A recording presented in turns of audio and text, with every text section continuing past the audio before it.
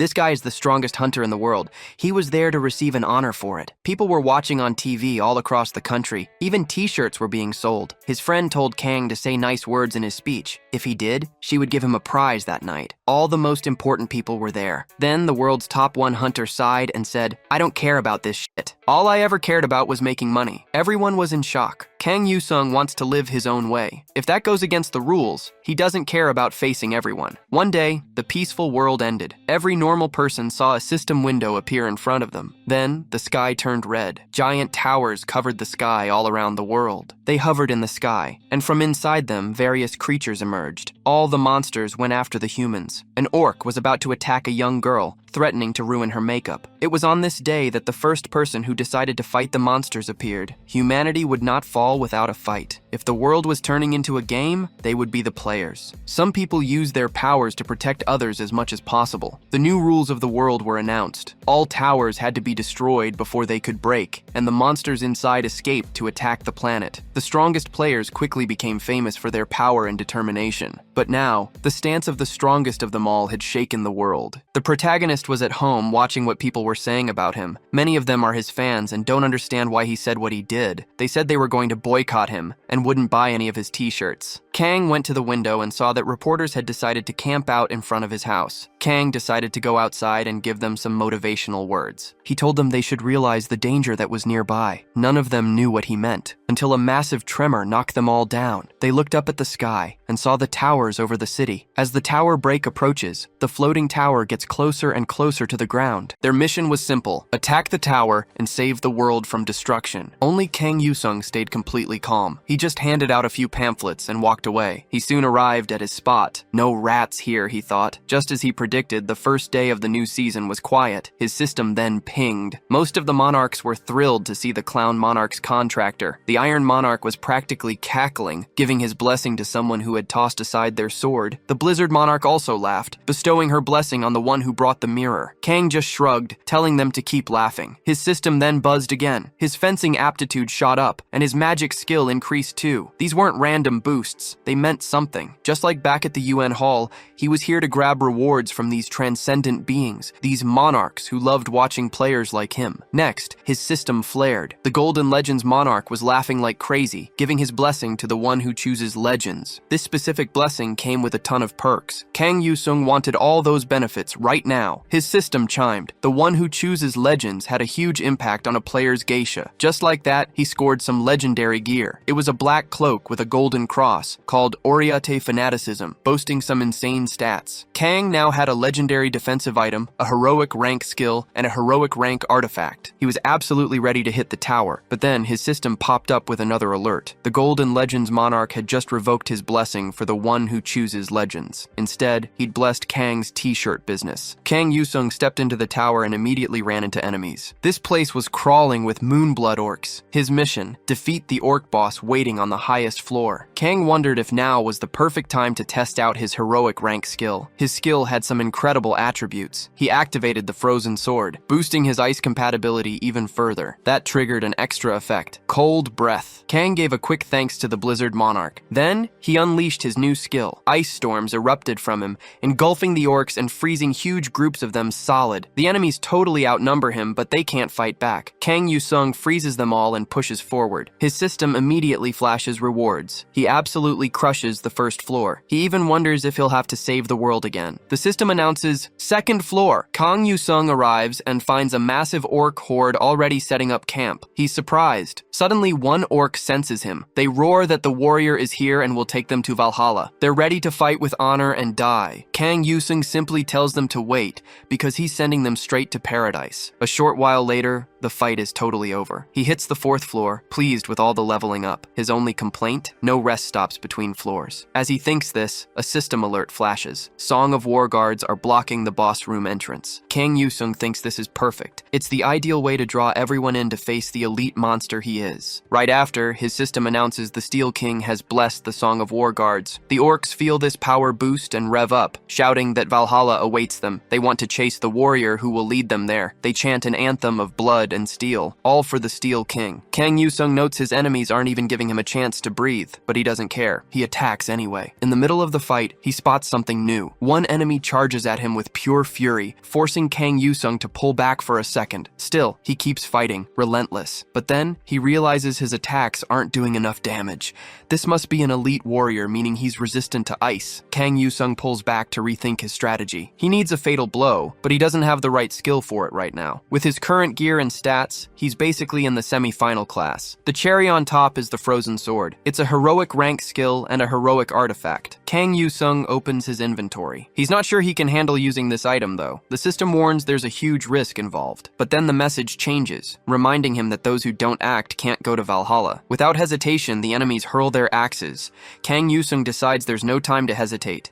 He activates his artifact, the Frozen Heart. Instantly, the essence of powerful ice magic surges. His equipped skill cards now boosted his ice effects. Kang wasn't about to settle for scraps when he could have a gold mine of items. The enemies screamed that war was war, attacking him with everything they had, but they never saw his ice armor coming. Not only that, his attacks got way stronger, letting him crush his enemies and level up at the same time. Kang was much stronger now. He used his ice sword, blocking every hit. He froze enemies mid-fight, even shattering some of their weapons. He became relentless, leveling up with every kill. The orcs hated this. They kept attacking, but Kang hit back with full force, tossing enemies far away. He could even conjure multiple ice weapons now. One enemy noticed, but before he could react, Kang finished him. His agility was insane. Enemies barely saw him move. Kang declared the floor cleared, saying the stats were all wrong. With only one orc left, he decided to deliver the final blow. He wiped out all enemies and leveled up again. His system flashed, a reward pack of random skill cards and 1,000 conquest points. He checked the new card, a skill called Stab. He didn't love it, but admitted it was better than nothing. He equipped it, and its effects shot up. He moved to the next floor and found a girl shocked he was still alive. Kang apologized for not dying, but the girl said it was great. He could only sell items if he lived. She was behind the Mechanical Equipment King, an automatic vendor. She told him to use everything he'd collected before he died. He asked to see the item list. The girl insisted a legendary card would pop out if he bought a pack. He told her he believed her, but first bought a speed potion and a fire potion. The girl kept pushing for him to buy card packs, but Kang just ignored her and left. He reached the final boss's floor. The boss asked if it was time for war, telling him to fight with honor and die. The boss attacked. Kang threw up a magic shield. Kang wondered if he hadn't just been fighting dwarves and orcs all this time. Kang tossed a fire potion, engulfing the enemy in flames, but it wasn't enough. The boss escaped through the fire, but Kang declared it wasn't over. With icy slashes from his blade, he attacked, piercing the boss's body and killing him with one hit. Kang boasts that his blessing makes even a basic skill super strong. But then he notices it's not over. The enemy stands up again and his system blares. Berserk ability activated. Kang just scoffs, saying the game is too easy, not fun at all. The final boss returns, promising to end Kang, which only makes Kang even more annoyed by this persistent enemy. Kang knows that Shockwave alone could be lethal if it connects, but that's a big if. The enemy attacks, but Kang dodges it with incredible agility. The boss relentlessly tries to hit him, but Kang effortlessly evades every single strike. Meanwhile, Kang was secretly counting the seconds. As soon as his mental timer hit 0, he announced, "It's time!" He chugs another potion he bought earlier and utterly demolishes the boss. His system instantly congratulates him on his victory, awarding him a package of cards and recognizing him as the first to defeat that tower. Kang admits it's almost scary how smoothly things are going. He opens his reward, already guessing it's not the greatest haul. Still, he checks. The first card, super common, exactly what he expected. He immediately dismisses it as complete junk. After a bit, Kang moves on to the Tower of the Demon-Worshipping Imps. The enemies immediately notice him and group up, ready to attack. Kang calmly waits for all of them to get close, then hits them with a huge ice attack, freezing as many as possible. He's having a great time, mostly just trying to level up his skills. He easily clears this wave of enemies, and then a new one begins. This time, even more imps appear, but Kang finds it completely insignificant. Kang tells the enemies he'll get through all of them without any difficulty, and he makes good on his word. His powerful ice skills easily defeat every single foe. Not only that, but his ice skills are leveling up fast. Then, out of nowhere, his system blares. Tower boss appeared. The heretic imp boss boasts he'll honor the demon king by spilling Kang's blood. The imp leader orders his faithful followers to rush Kang, but they are all instantly defeated. Kang's ice magic is simply way stronger than anything they can throw at him. Kang's system confirms that the tower boss now has the icy status effect. Kang says this enemy showed up at the perfect time for him to test something. His system reveals a bonus. The glacial synergy reinforcement effect has increased both the number and types of additional ice weapons he can create. This means Kang can now create even more chilling weapons than before. He decides to test this out right away, conjuring a whole volley of ice spears and launching them at the remaining enemies. The imps were already in trouble, but now they are just helpless, frozen punching bags. Kang shows no mercy. He completely clears the tower,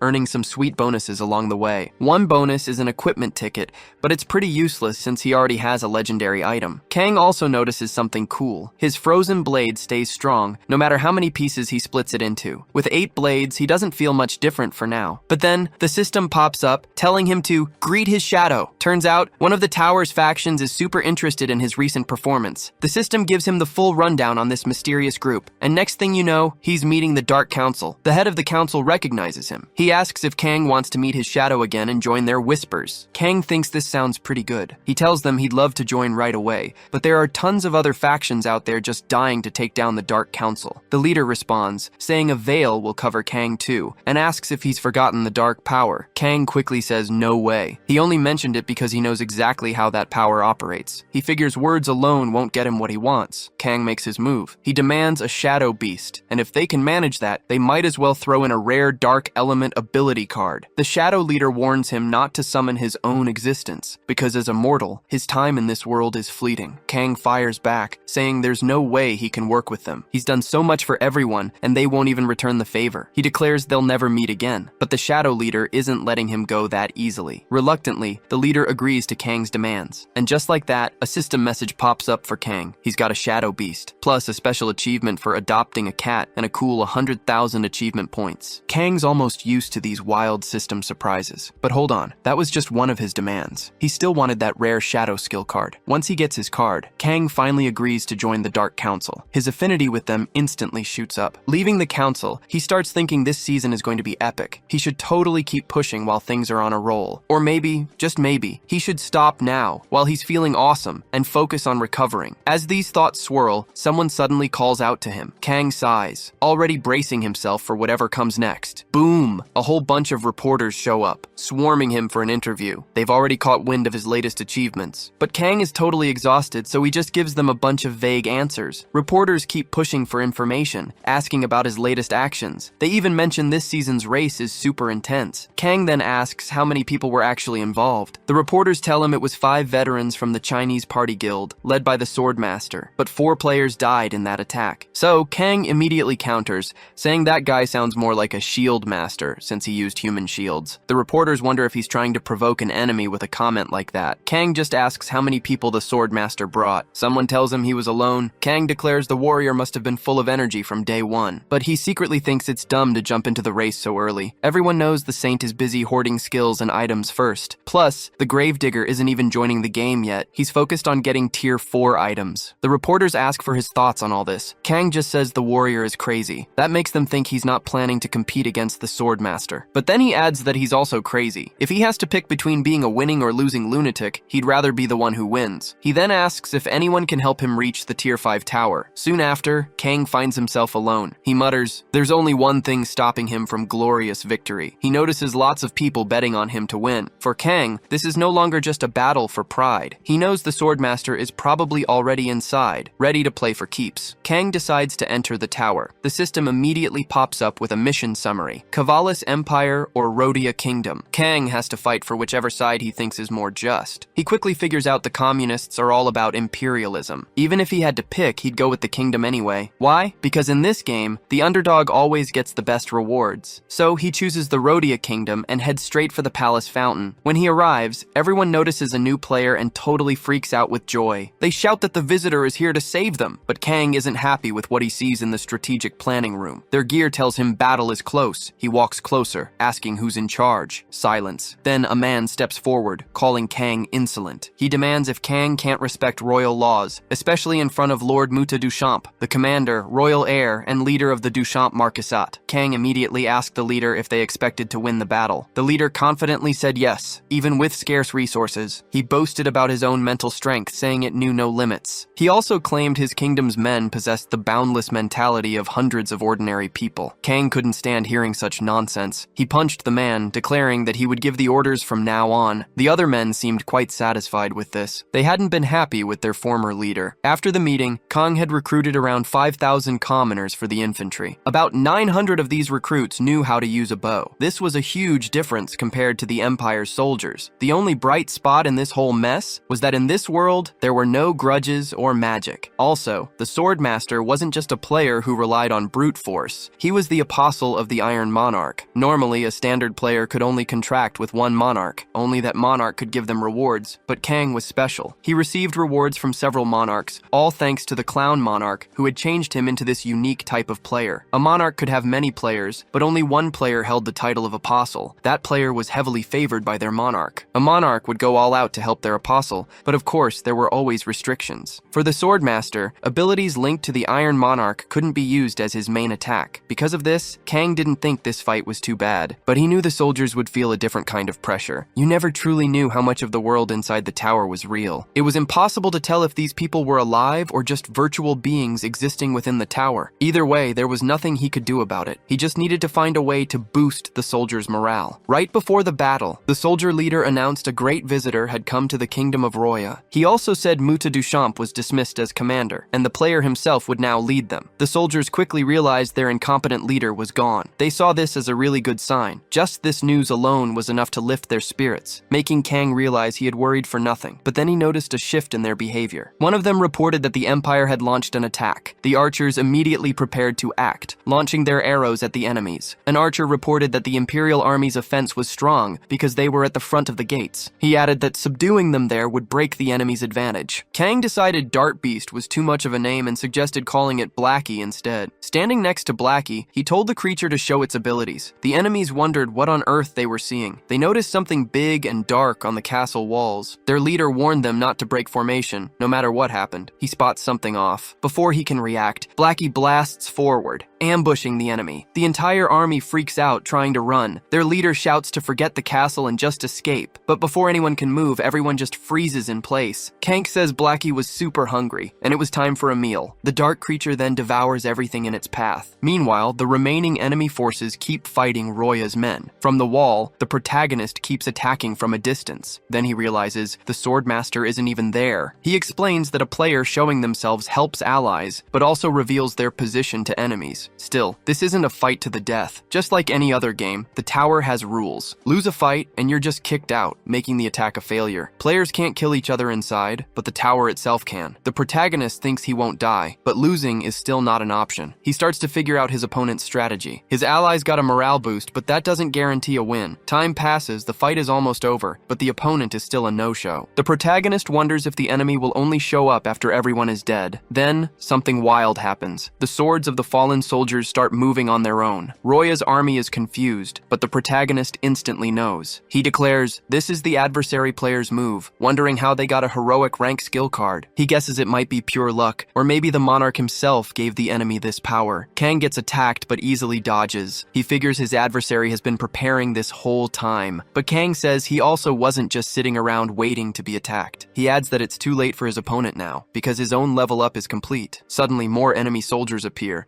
and the protagonist realizes they're all targeting him. The battlefield has truly become a game, but he declares this won't be enough to beat him. He also points out that the more swords there are, the less precise their manipulation becomes. Kang summons a magic shield, protecting him from the incoming blades. He warns that if the enemy wants to win, they'll need to try a lot harder than that. Next, he sees something coming straight for him. He quickly realizes his main opponent has finally arrived. His system then blares an alert. The Archangel's shield just reflected the enemy's attack. The reflection creates a blinding burst of light for the enemy, and the shield shatters. Kang, the protagonist, asks sarcastically if his opponent really thought he could take over the fortress with just sword manipulation. The adversary has no idea how to respond. He just asks Kang what he thinks winning in this tower actually means. The adversary declares that even if the fortress falls and everyone in the kingdom dies, the Empire can't truly win unless he defeats Kang. Kang points out that his opponent knew this all along, but still chose this path. So Kang asks him if he honestly believes he can win. His opponent firmly agrees, claiming a player is a hero, and a hero's job is to protect the world. He argues that a bully who ignores this duty isn't fit to be the hero king. Kang compliments his opponent's passionate words. Then he asks if this means his own guild members aren't part of the world his opponent claims to protect. The adversary is furious. He snarls that Kang won't get a beautiful death. Kang calmly replies he plans to live a lot longer, wondering why his opponent is so angry. Their direct duel begins right then, with Kang attacking with everything he has. Kang declares his opponent's talents are weak and unfinished. The adversary suddenly realizes Kang isn't fighting alone. After witnessing Dodge's dark beast, he states that the monarchs are watching. He knows Kang isn't foolish enough to hold back and not fight for victory. Kang says it's not quite what his opponent thinks. He asks why things have to be this way. His adversary snaps back, calling Kang ignoble and accusing him of using words to exploit psychological weaknesses. But Kang quickly realizes his words are being completely ignored. The adversary sees Kang leaving and demands to know what he's doing. Then, a chilling realization hits him. Kang's actions from the very start, his immediate revelation of his presence, unlike the adversary's own stealth, wasn't meant to inspire his allies. It was to draw out every single enemy. Desperate, the adversary tries to chase Kang, frantic to stop whatever he's planning. Meanwhile, in the Imperial Army's command room, the officer in charge frantically discusses how to stop the monster they're up against. He becomes enraged, demanding action. His men try to calm him, but it's too late. Kang appears right there. Kang announces that winning a game isn't limited to just one strategy. The soldiers are stunned to see a player standing before them, wondering if their gods have abandoned them. They know their duty is to protect Duke Barmit, but they stand no chance. Kang mows them all down with effortless speed, until a new figure steps forward. The rival player watches as Kang effortlessly takes down the Imperial soldiers. He absolutely hates what he's seeing. Kang remarks that his opponent should have stripped the officers and hidden them among the regular soldiers. He tells his adversary that all he needs to do is halt the Empire's push. Surely, his opponent already knew that. Kang's rival absolutely loses it. Meanwhile, Kang's system pops up. It tells him the palace siege is done. All the main leaders are dead, and the rest of the enemy army fled. His rival still wants revenge, though, but Kang just cares about his mission reward. His system flashes his options. Kang mockingly thanks his opponent for the opportunity. He totally scoffs at the guy, even when his rival swears vengeance. Kang just wants his prize. He picks sword manipulation, which grants him steel synergy. This power boosts all metal attribute cards and skills. His enemy yells that it's not over. Kang couldn't care less. Kang just logs out, leaving his rival to rant to himself. Back in the real world, Kang doesn't look so happy. A monarch asks him through his system if he wants to be a hero. Kang realizes he always dreams this at this time. He always makes the same choice. The monarch warns him he'll be a hero among heroes, but no one will ever understand him for the rest of his life. He'll also become a total joke and laughingstock. The monarch says he'll never find anything so tragic and comedic anywhere else. Kang knows this dream has repeated countless times. This monarch, known as Clown, made a deal with Kang. Since then, his life has gone exactly as predicted. The next day, Kang wakes up to his phone ringing. He checks his phone and sees he missed 4 calls. Plus, someone is already banging on his door. Kang had been wondering why his dream felt so real. Now he's wondering about all this noise so early. He opens the door and sees the general manager. Kang asks what a big shot like him is doing here. This is Park Tasik, or Master Park. He tells Kang he got too cocky just because he was a bit tough on him. Park is a top 30 player who made a deal with the Monarch of Assassins. Everyone knows him as Deadly Blade. He's also the general manager of the National Intelligence Agency, taking direct orders from the Blue House. Kang sees him up close. He says the manager looks tired and asks if he also had to run around on the first day. Park tells him he has no time for that. Park explains that since the season's first day, warmongers worldwide are putting players on the front lines. They're creating a wave of destruction. He also asks Kang why he didn't answer his phone since the sun's been up for a while. Kang simply replies he was sleeping. Park quickly pointed out how messy Kang's life was. Ironically, Park then tripped over some trash and fell. He got angry and told Kang to clean up his act instead of just selling King Hero t-shirts. Kang felt a little embarrassed. Park joked that with Kang's lifestyle, he seemed more like a son of darkness. Park also wondered why Kang still ate at the same local restaurant 3 times a day, especially since he'd made good money. Kang simply said he liked the food there. Park said that made him want to try the food someday. Kang then started thinking about his history with the manager, a story that went way back, even before the world changed into a game. Kang was already a well-known player by age 15. The local internet cafe where Kang spent all his time saw all his amazing skills. The manager there, Park Tashik, thought Kang was incredible. He even told Kang to go pro. Kang was just playing for fun back then,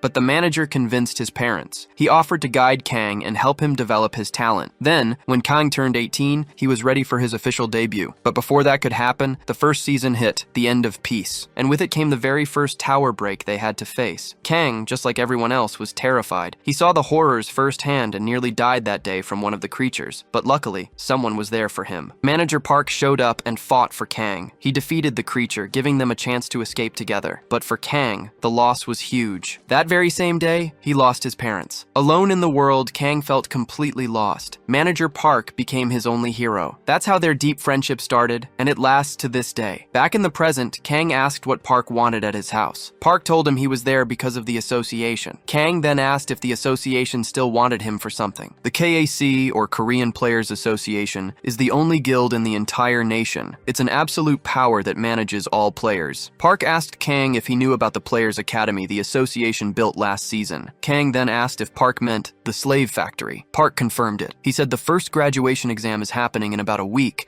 and they want Kang to be there. Park assumes Kang won't go, just telling him not to worry about these things. But to his surprise, Kang says he will attend. He wants to check out the new players, the future of the nation, but he has a condition. Kang demands the association change the exam to 5 o'clock the very next morning. The next day, with just 5 minutes until the exam, the academy is already packed with participants. One attendee recognizes Kang and realizes he's there to assess them. Another student scoffs, figuring everyone will graduate anyway. He just hates the early start, calling Kang arrogant for picking such a ridiculous time. Soon, the president of the ACGA asks Kang what he thinks of his students. Kang declares they've been babied from the beginning. Lee Sin-ongo looks a little embarrassed, but politely asks Kang to evaluate his students carefully. Kang just repeats that the conditions are exactly as he stated. With that, Kang agrees to test these rookies' strength. This means the final graduation decision is completely up to him. Even sensing Kang's superior attitude, the president agrees to let him do whatever he wants. The president thinks his plan is flawless. It's still early in the season, and the students are talented. There's no way even the heroic King Kang can mess this up. But then, Lee Sin-ongo's mind completely changes. He sees with his own eyes the students he believed to be excellent getting absolutely crushed by Kang. After defeating everyone, Kang stands before a defenseless girl, already crying over her failure. But then, Kang tells her she passed. The girl, shocked, asks how. Kang replies it was pure luck. He explains she was the luckiest of the 12, the only one left standing. He tells her to always remember that for a player, luck is everything. Then he declares, for now, that's it. He congratulates her on her graduation and orders them to turn off the cameras. Suddenly, the furious director bursts in, demanding an explanation. Kang just surprises him, revealing he knew the director's intentions all along. Kang explains that every single student here is related to an association executive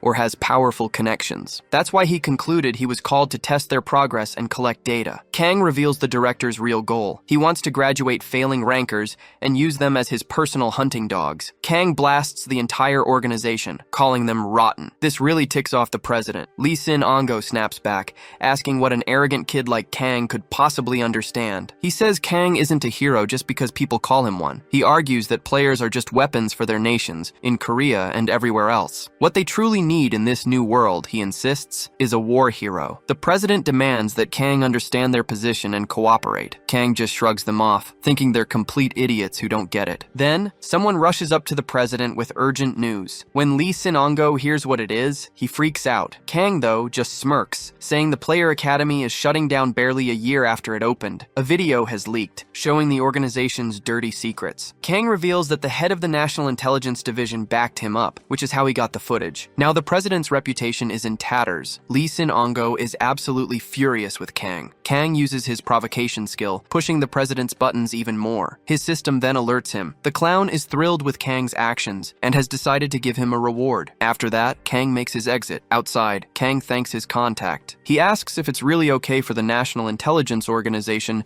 to hit the association this hard. His contact confirms it, explaining that the government isn't a fan of the association either. His friend adds that the government and the association are always butting heads. Kang loves this drama. He tells his friend to drop him off at the Tier 5 tower. A little later, Kang arrives. His system warns him that a hot and cold desert journey awaits. In a flash, he's teleported to the mission site. There, evil creatures are tearing through the local inhabitants. Kang sees this and notes that players always show up just in time inside the tower's domains. It's how they become saviors. Their sudden appearance makes them seem even more legendary to the locals. Kang crashes in, utterly smashed smashing the enemies. Immediately, the natives see him as their only hope. He tells them they can call him whatever they want. The villagers see Kang as a priest of light, a divine messenger who brought them hope. But Kang can't shake a bad feeling about all of this. Kang then asks if there are any threats beyond these monsters. The others assure him they're in Divine Kingdom territory, so there's no need to worry about heretics. But then they reveal it will take 3 days to reach their destination. Kang is definitely not happy about this. He regrets rushing into this without more rest. Still, he tells everyone else to get some sleep. He'll handle any monsters, no problem. The men thank him for standing guard. Kang puts on his vitality necklace to boost his life recovery. He also decides to open the gift from his monarch. Inside, he finds a superior ranked Grove Stone. He's actually impressed, saying he finally got something decent, but he figures he won't need it right now and stashes it away for later. Suddenly, giant scorpions start heading his way. Time to summon Blackie! His dark creature jumps into the fight. Kang finds this whole situation annoying, but he knows he can't just let his familiar do all the work, so he attacks from a distance, using his blade that moves with his thoughts. He realizes how incredibly useful this ability is. After taking down the scorpions, Kang levels up. Even his sword manipulation skill card gets a boost. But wait, it's not over. More enemies appear, an adult sand predator this time. Kang realizes he won't be sleeping tonight. Still, he isn't afraid, trusting Blackie to handle it. While his dark creature does the heavy lifting, Kang rains down attacks from afar with his mind-controlled weapons,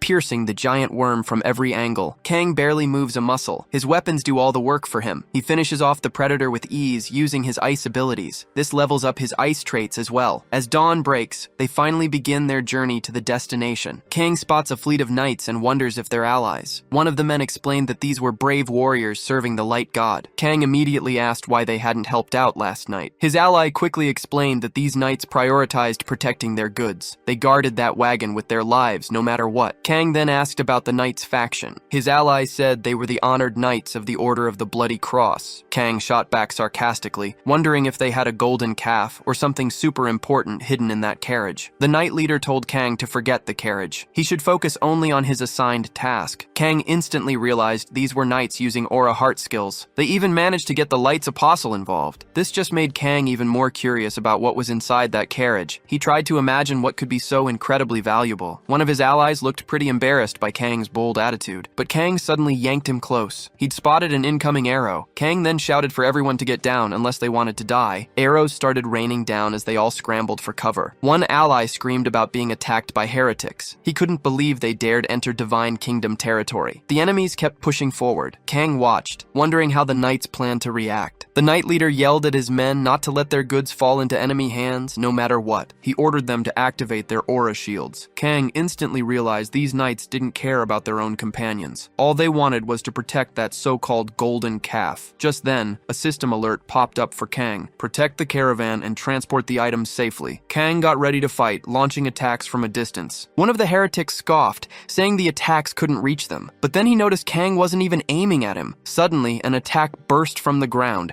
knocking the heretic right off his horse. Next thing they knew, Kang appeared right above them. But just as Kang was about to strike, he noticed something strange about the enemy's face. It was a desert elf. This instantly flipped Kang's plans. Instead of attacking, he decided to protect the elves, but his help wasn't exactly welcome. The fallen elf immediately sprang up, trying to attack Kang. Kang easily defended himself. While doing so, he asked the elf what was inside the caravan. The elf clearly thought Kang was trying to trick him and refused to answer. He then shouted for his companions not to listen to Kang, telling them to shoot mercilessly. Soon, the other elves let loose a barrage of arrows, but Kang threw up a magical shield, protecting both himself and the elf. His opponent declared that even if captured, he wouldn't say a word. Kang told him not to worry about that. He just needed to know what was in the caravan. That information would help him decide which side to take. Kang wasn't messing around. He told them he hadn't wiped them out yet simply because he chose not to. It wouldn't be hard at all. To prove it, he unleashed a quick display of power that left every elf completely stunned. He warned them, move a single finger and they'd all die. He then pressed them again about the caravan's contents. That's when the elf revealed the truth. No goods, but Princess Syria herself. Realizing the princess was kidnapped, Kang ordered the elf to return and spread the word. He'd grant them a special favor and let everyone live. The elf hesitated, so Kang gave a final warning. Back off now, or everyone dies on the spot. The elf and his allies quickly got up and left. Immediately, a knight stepped forward and questioned why Kang had let their enemies escape. Kang simply replied he needed to confirm something first. Then, ignoring the knight's earlier words, he headed straight for the carriage. Instantly, a sword was pointed at him. The knight declared that no one, not even the Apostle of Light could approach the caravan. Kang responded by summoning his dark creature, warning the knight to step back while he still had the chance. This cleared his path. He reached the caravan, flung open the doors, and asked the person inside if they needed help. Inside, he found the elf princess herself, Syria, princess of the kingdom of Ayub. She was far from grateful, declaring she didn't need a heretic's sympathy. Immediately, Kang's system chimed in.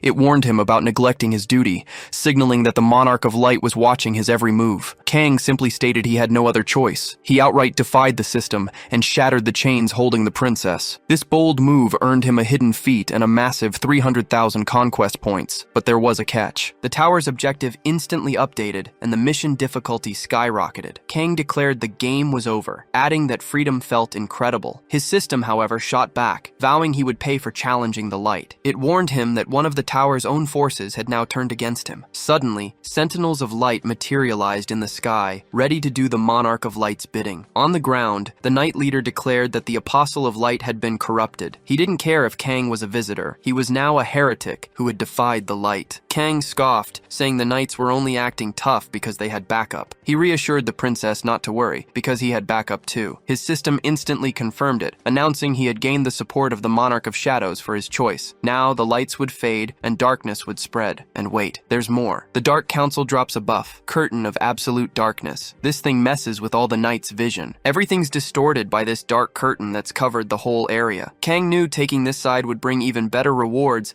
than if he'd just stayed in the light. Now, the knights can't see the attacks coming from the darkness. They're taken down one by one. High above, the Monarch of Light's heralds can't do a thing, not until one of them blasts a path open with light. Finally, they can see what's happening below, witnessing the knights' utter defeat by the darkness. They are furious about who caused all this chaos. But before they can even react, Kang attacks them, not thinking twice. The heralds can't believe a mortal dares to do such a thing. Kang's system then alerts him that the Sentinels of Light now have irreversible hostility towards him. On the bright side, his friendship with the Dark Council faction has shot up significantly. Kang levels up, and his dark powers grow stronger. Then, his system pops up with another alert, claiming that countless factions throughout the tower are now observing his every move. It's a reminder that the world of the towers and the world within them are not the same. To explain, groups like the Knights of the Bloody Cross and the Elves of the Desert are creatures within the tower, part of its internal world. But the monarchs and their factions exist on a higher plane, which is the world of the tower itself. A player acts as an agent between these two worlds,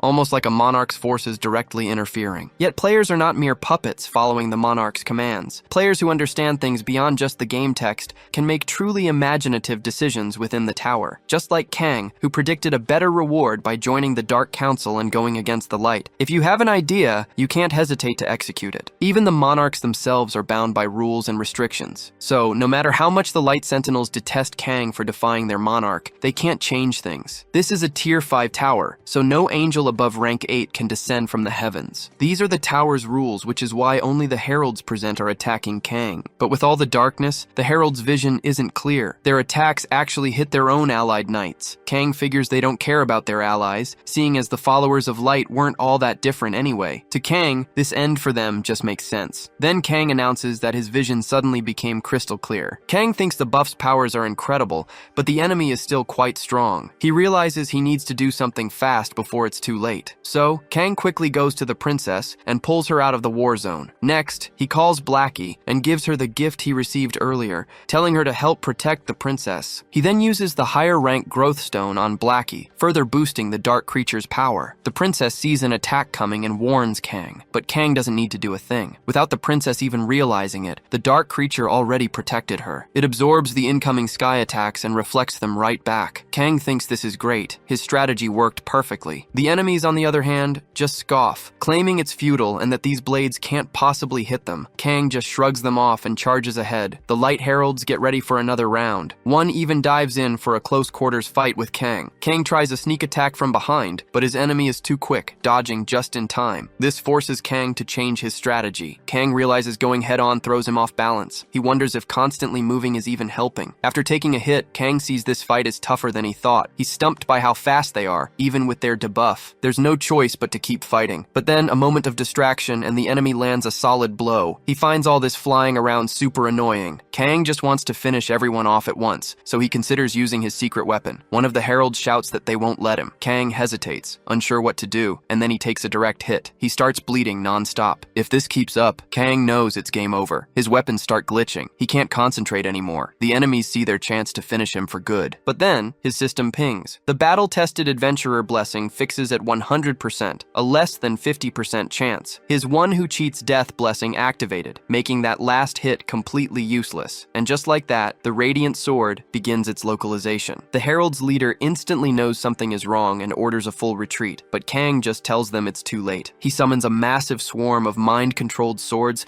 and flings them at the enemies, declaring it's time to end this. Every single Herald takes a direct hit. That many swords just completely incapacitates them. Some try to escape, but Kang hunts down the stragglers and takes them out with ease. The fight finally ends. Kang levels up, having defeated them all. Even after all that, Kang looks exhausted. All his buffs vanished the moment the fight ended. He scans the area, seeing bodies everywhere. Then his companion appears. After everything, Blackie is safe. And not just Blackie, the princess is safe too. As Kang gets closer, she asks him why he betrayed his own people and went through so much for her. Kang tells her the rewards for doing it were just better. Syria asks if he has no empathy for his people. She also asks if he plans to demand a ransom for saving her life. Kang casually says he has a severe disease that makes him hate humans. He sees the princess is visibly shaken. He then apologizes for not taking her questions seriously. A few days later, they show up on horseback at the border of the elven kingdom of Eob. Syria tells Kang she's incredibly indebted to him, thanking him for all his help. Kang just tells her he only did it because he wanted a reward. So, the princess offered Kang a necklace. His system popped up, confirming he'd received the symbol of trust. It was a special accessory, its rank unknown. Kang didn't know its true value yet, but it felt important, like it would definitely come in handy one day. A little while later, Kang was on a train heading to Busan Station. A friend had called him there with an urgent request. Kang immediately asked if something big had gone down. His friend explained that nothing had happened yet, but it would soon, and Kang needed to be present. The problem was Nadezhdet Ivanova. She was an internationally known criminal, part of the black players on the run from the Russian government. She'd snuck into Busan through the port and was now clearing towers with 4 of her subordinates. On top of that, she held the legendary ability card, Absolute Darkness Curtain. As Kang stepped off the train, Park asked if he'd run into any zombies. Kang just shrugged, saying no,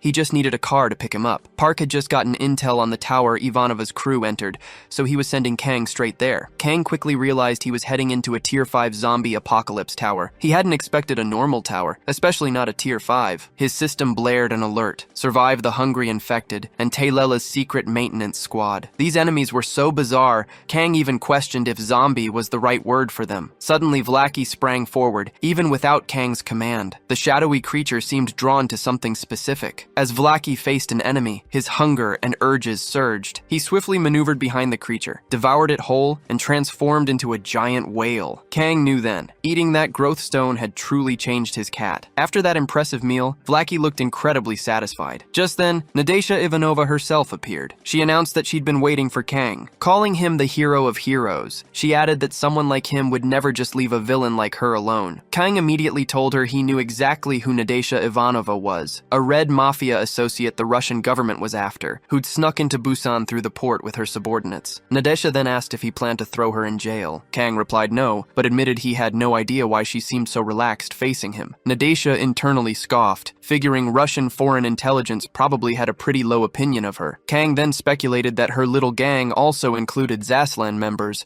and deduced they planned to corner him and leave him for the zombies. Nadezhda reminded Kang that she worked for Russian intelligence, and asked if he still intended to fight her. Kang declared he wasn't there to become zombie food. He simply stated there was no other way for him to steal her legendary ability. Ivanova then realized she had been right about Kang all along. Ivanova immediately orders her men to attack. They open fire, bullets flying everywhere. But our hero is too fast, dodging every single shot. He tries to go after her, but Natasha somehow slips away. This actually impresses him. Now Kane is completely in the dark, wondering what just happened. Kane realizes Nadezhda vanished into the shadows. Right away, he has to defend himself from her team. There are 3 riflemen and 1 sniper. As he dodges their bullets, he thinks, maybe once but never twice. He knows the Absolute Darkness Curtain debuff affects everyone inside it, so how are they still aiming at him perfectly? Just then, his cat, Blackie, shows up. Kane tells Blackie he needs his help. Blackie agrees to lend a paw. Outside, one of the shooters complains. Kane's ice shield is too strong. They need a new plan. Suddenly, the shooter spots Blackie. Big mistake. That was his last sight ever. Blackie attacks, taking down all the shooters. Someone shouts a warning. Stay out of the cat's shadows. Inside his shield, Kane wonders if they can actually escape. He thinks it doesn't matter if they can see the shadows or not. Suddenly, Nadesha Ivanova appears. She holds a knife to his throat. She tells him she might let him live, but only if he behaves. Kane retorts that only someone who could kill him would say something like that. Nadesha warns him not to underestimate her. She points out his massive conquest points from clearing the 5th tier tower. That wasn't a normal score.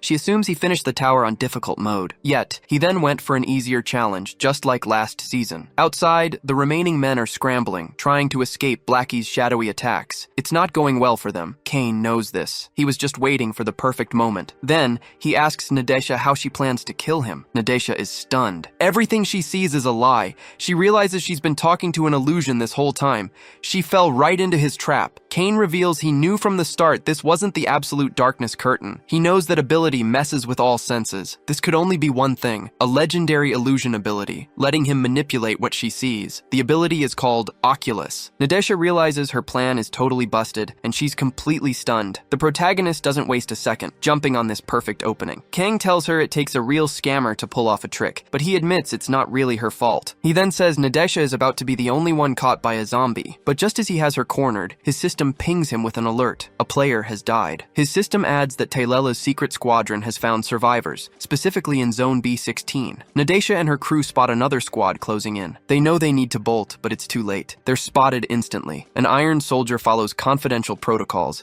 instantly eliminating their target. Kang watches this unfold and debates his next move, stop them or defuse the shield. But before he can decide, he's attacked too. He quickly realizes there's no time to think. Suddenly, everything shifts. Nadesha notices the change and freaks out. It's the NPC merchant. She complains it's a huge waste for 2 players to die without spending all their conquest points. She throws the blame at Kang. He quickly apologizes, asking how he can fix things. The merchant offers him a card pack, but Kang refuses to buy. Kang knows once her shop opens, there are no peace treaties, so he tells the merchant to offer the card pack to Nadesha instead. He also realizes the attacks happening right outside the shop are seriously bothering Nadesha. The merchant just shrugs, saying Nadesha won't survive anyway. Still, she offers the card pack, suggesting Nadesha might get lucky and pull a mythic card that could save her. Kang asks if selling card packs is literally all this merchant does. Then he's shocked. Nadesha Ivanova is actually spending all 374 of her conquest points on random card packs. He just watches. Nadesha tears open the packs, but only common cards pop out. She gets super frustrated, pulling nothing good. The merchant tries to boost her spirits, telling her there's still hope. Nadesha gets more and more nervous. Kang, meanwhile, comments that he finds the whole circus burning down quite amusing. After tearing through countless card packs,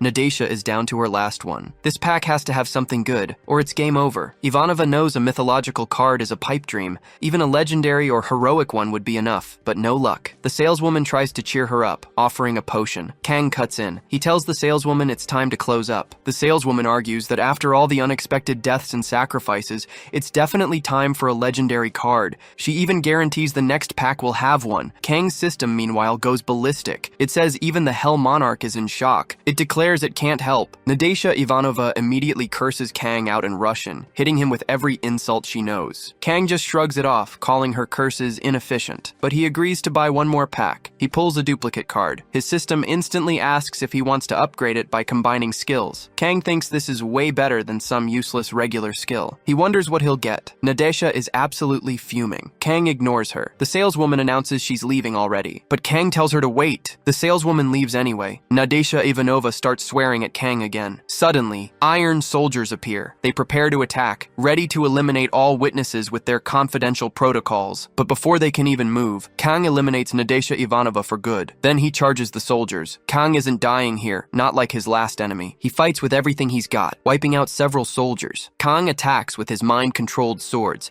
but the soldiers hit back hard. They fire laser beams from heavy military weapons. Kang is stunned. All this from a pharmaceutical company? He thinks he should invest in pharma stocks when he gets home. But first, he needs to beat these guys. He quickly decides not to buy stock in this company. The destruction he's caused and all these soldiers he's wiped out mean huge losses for them. They might even go bankrupt. After obliterating everyone, Kang finally completes the zombie apocalypse tower. He even gets a random equipment ticket. As a victorious survivor, he also gets to pick one skill card from a failed player. He doesn't even bother looking at the other cards. He knows exactly what he wants: Ivanova's old Oculus skill. Once the tower is cleared, all players, even the failed ones, return to the previous world. Kang realizes 2 people from his group, plus Nadesha, died fighting Blackie. They likely couldn't escape because of their pain, but this only works if the tower doesn't cause true death. Before leaving, Kang tells Nadesha Ivanova, "Good job." She's totally confused. Kang basically asked if she wanted to get arrested. If so, he suggested she just turn herself in. Nadesha was shocked, asking if he was really just going to let her escape. Kang confirmed it. He then told her to spread the word. The Hero King was amazing, and nobody should cross him. He even added that dead people don't talk, so he needed her alive to do his PR work. Later, Park questioned why Kang had let the enemies live. Kang simply explained it was for the legendary skill compensation they left behind. This really annoyed Park. He demanded to know why Kang would let traitors walk away with their heads still attached. Kang clarified that he wasn't some bloodthirsty killer. His real wish was to be more peaceful, even philanthropic. Park sarcastically praised Kang's speeches, then pressed him on what the enemy's real goal was. Kang didn't answer directly. Instead, he just announced that he was now managing Park's internet caf. His friend gave up trying to get an answer, wishing Kang a safe return and telling him not to push himself too hard. Kang thanked him for the concern, promising he'd take care of himself. Inside the towers, players get all sorts of names. Kang was called a hero, but he honestly thought players weren't real heroes at all. They were just war heroes, nothing more. He knew people like Nadesha Ivanova, who took down their own country's enemies without a second thought. But Kang refused to be that kind of hero. He believed there were no such thing as real heroes in his world. Suddenly, he was recognized. It was morning. He'd been careless. As he left, people who saw him whispered about his reputation. They weren't sure if the media reports about him were true, but none of that mattered to them. The only important thing was that Kang was the strongest active player in the country. Everything else was irrelevant. Kang even breathed a sigh of relief hearing that. He started heading home, but ended up getting cornered before he even arrived. Journalists tried to mob him, but he slipped away before they could. He figured since he'd have to go into the tower eventually anyway, he might as well just rest there. Once inside, he heard some men announcing that the Holy Warrior invocation ceremony was a success. Kang had no idea what they were talking about until the saint herself stepped forward. She said it was a pleasure to meet him. She claimed he was a warrior from another world who had answered her prayers. She introduced herself as Alicia Celestina, the 37th saint of the sacred kingdom of Celestina. Kang decided to play along. He declared himself the warrior who would save the world with speed and precision,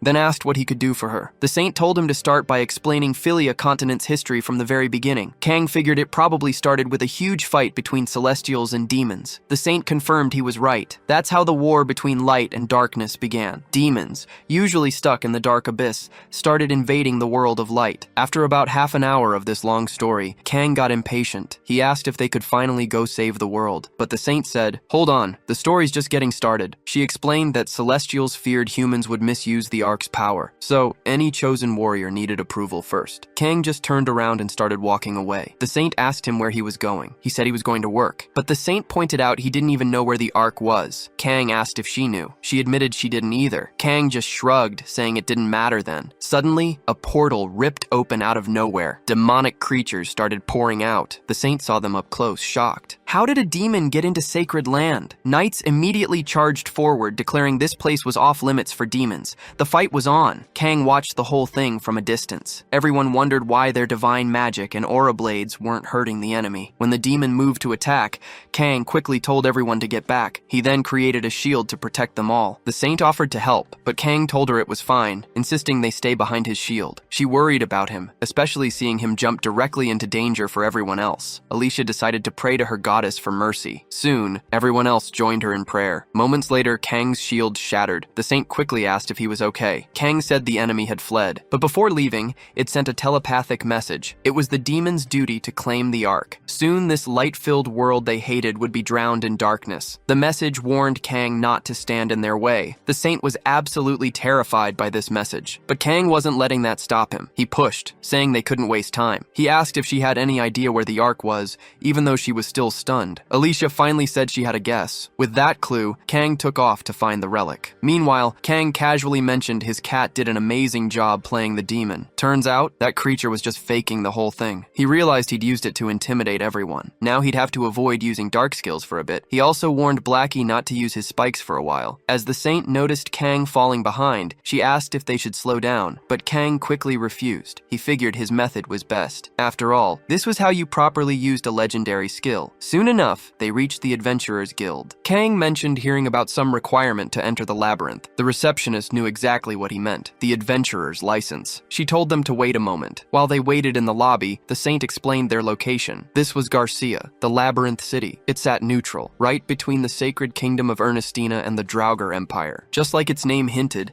an ancient underground structure formed the city's very core. Kang mused that it would be tough to find a better place to hide the Ark, the celestial being's ancestral weapon. Soon, it was their turn. The receptionist handed over some paperwork for Kang to sign. The Saint almost signed it herself, but Kang stopped her. He read the fine print. If you died in the maze, the guild took zero responsibility. Even worse, if they recovered your body or belongings, they became city property. Kang quickly asked if this was non-negotiable for the license. The receptionist explained the guild offered everyone a fair shot at the labyrinth's huge fortune. She added that adventures were risky, and it was entirely an adventurer's choice to take the plunge. Kang sarcastically remarked that the guild clearly understood the value of life. After he signed, the receptionist wished them good luck. A little while later, they finally stepped into the maze. They started on level 1. Kang asked the Saint if she was ready, and she confirmed she was. Right away, they met their first enemies, a huge rat and its babies. Kang created an opening, and with a precise hit, the Saint struck the rat down. They moved fast, reaching level 5 in no time. Kang credited their speed to the Saint's amazing skills, showering her with compliments. But the Saint humbly pointed out that other adventurers had occasionally wiped out magic beasts, clearing the path ahead of them. She explained they were in a hurry, so she was grateful for those who helped clear the way. She suggested that if adventurers always cooperated, even demons wouldn't seem so scary. Kang told her not to worry. He promised to bring back the ancient weapons safely. Suddenly, some labyrinth bandits appeared. They told Kang and the Saint they couldn't pass without paying a toll. The Saint instantly worried, but Kang wasn't fazed. He told them he didn't know the local name for it, but this kind of labyrinth crime or adventurer hunting was common in big labyrinths. The bandits, seeing Kang knew their operation, ordered him to hand over all his gear. The Saint was terrified and tried to talk her way out of it. Kang then chimed in, asking the bandits to hear him out. He spun a tale about celestial beings and demons almost destroying the world. He declared himself the warrior sent to stop them, needing an ancient weapon hidden in this very labyrinth. Plus, he wasn't alone. He had the Saint from the Holy Realm by his side, so he politely asked for permission to pass. The Saint quickly backed him up, emphasizing that it was all for world peace. The bandits just burst out laughing, telling them they wouldn't fall for such silly stories. Alicia Celestina grew uneasy as their plea failed. Kang, however, had seen this coming. He declared that in the labyrinth, everyone had to act like an adventurer, no matter if they were a warrior or a saint. Time for action. With that, he struck without mercy. The bandits tried to fight back, but they stood no chance against Kang. Suddenly, another person appeared, demanding to know how Kang dared to attack her men. She noted he was more skilled than he looked. The Saint immediately recognized the woman. It was the guild receptionist from earlier, but she couldn't understand why she was here. Kang then dropped the bomb. The guild and these bandits were working together. They pushed new adventurers into deadly traps, forcing them to put a price on their own lives. Even if adventurers couldn't pay, their bodies still had value. Alicia Celestina was horrified. The receptionist sneered, calling her a knave. She asked the Saint why she bothered becoming an adventurer if she couldn't handle how things truly worked in this city. But the receptionist declared it was too late for them and charged forward. Kang quickly defended himself, warning her to watch her step. She attacked from above, completely missing the sharp thorns sprouting from the ground. Kang had used his cat for this. While he kept the enemy busy, Blackie had quietly set the trap. He then told the Saint the path was clear and they needed to leave right away. They pushed deeper into the labyrinth. Kang spots a good camping spot and decides they'll settle there for the night, continuing their journey tomorrow. He sees the Saint is still shaken. It hits him that she's been like this ever since the bandit attack. He realizes she's just not used to seeing the world without her special saint status. Alicia Celestina then speaks up. She says the world is ending, but people still fight over stupid things. She asks Kang if he's used to seeing this kind of chaos. Kang thinks about the leaders from his old world. He tells her it doesn't matter where you are. Some things about the world just never change. His answer piques the Saint's interest. She asks more about his hometown. Kang explains his world faced multiple crises. No one knew how to handle it, so everything devolved into total chaos. He admits he struggled to adjust at first, but after some time, once he cleared his head, he saw everyone was just fending for themselves. The saint then asks if Kang acted the same way. Kang throws the question back at her, asking what she thinks. She pauses, a long, awkward silence filling the air. When she finally speaks, her answer completely shocks Kang. He's genuinely startled, but then he just bursts out laughing. They both fall silent again for a bit. Kang then starts to wonder why it's so quiet. He's sure it's almost time for it to happen. Just then, the saleswoman pops up again, offering him a pack of cards. Kang wants to check the product list first. He's still 2 levels away from his big goal. A few days later, they hit level 100. Now they're facing demons, who are also hunting for the Ark. Kang charges forward while the saint provides backup from behind. This setup lets Kang attack without a hitch. He rips a snake's mouth wide open, top to bottom. Even the snake leader takes a hit. The demons groan about their loss, but Kang simply calls it a good journey. He didn't just level up, he also snagged 10,000 conquest points and a random skill package. Kang grumbles that the demons have terrible timing, only showing up after he finished his test. The saint, however, is ecstatic about their success, but then something catches them both off guard. Right in front of them, an item appears. It's clearly what they've been searching for. Kang walks up to the Ark. He remarks it looks pretty plain for an ancient weapon. His system confirms he's acquired the quest item. Immediately, the maze starts reacting. A portal rips open. The saint tells Kang they need to go through it to escape. Once they're outside, she breathes a sigh of relief. But then someone shows up. This new person claps for the saint and the otherworldly warriors. They say Kang and the saint made the Empire's mission to find the Ark way easier. Mildas Draga shows up, claiming the Ark's power now belongs to him, the Empire's representative. He demands they hand over the item. The saint recognizes him as the Empire's crown prince. Kang quickly points out this prince isn't on their side. Mildas promises to spare their lives if they just hand over the Ark, but the saint argues back, saying he can't do that. The Ark's power is meant to protect the world from demons. Then, the prince drops a bombshell. He already has an Ark fragment. He boasts that once he collects them all, even demons will bow to him. The protagonist, unfazed, simply says the prince just made his job easier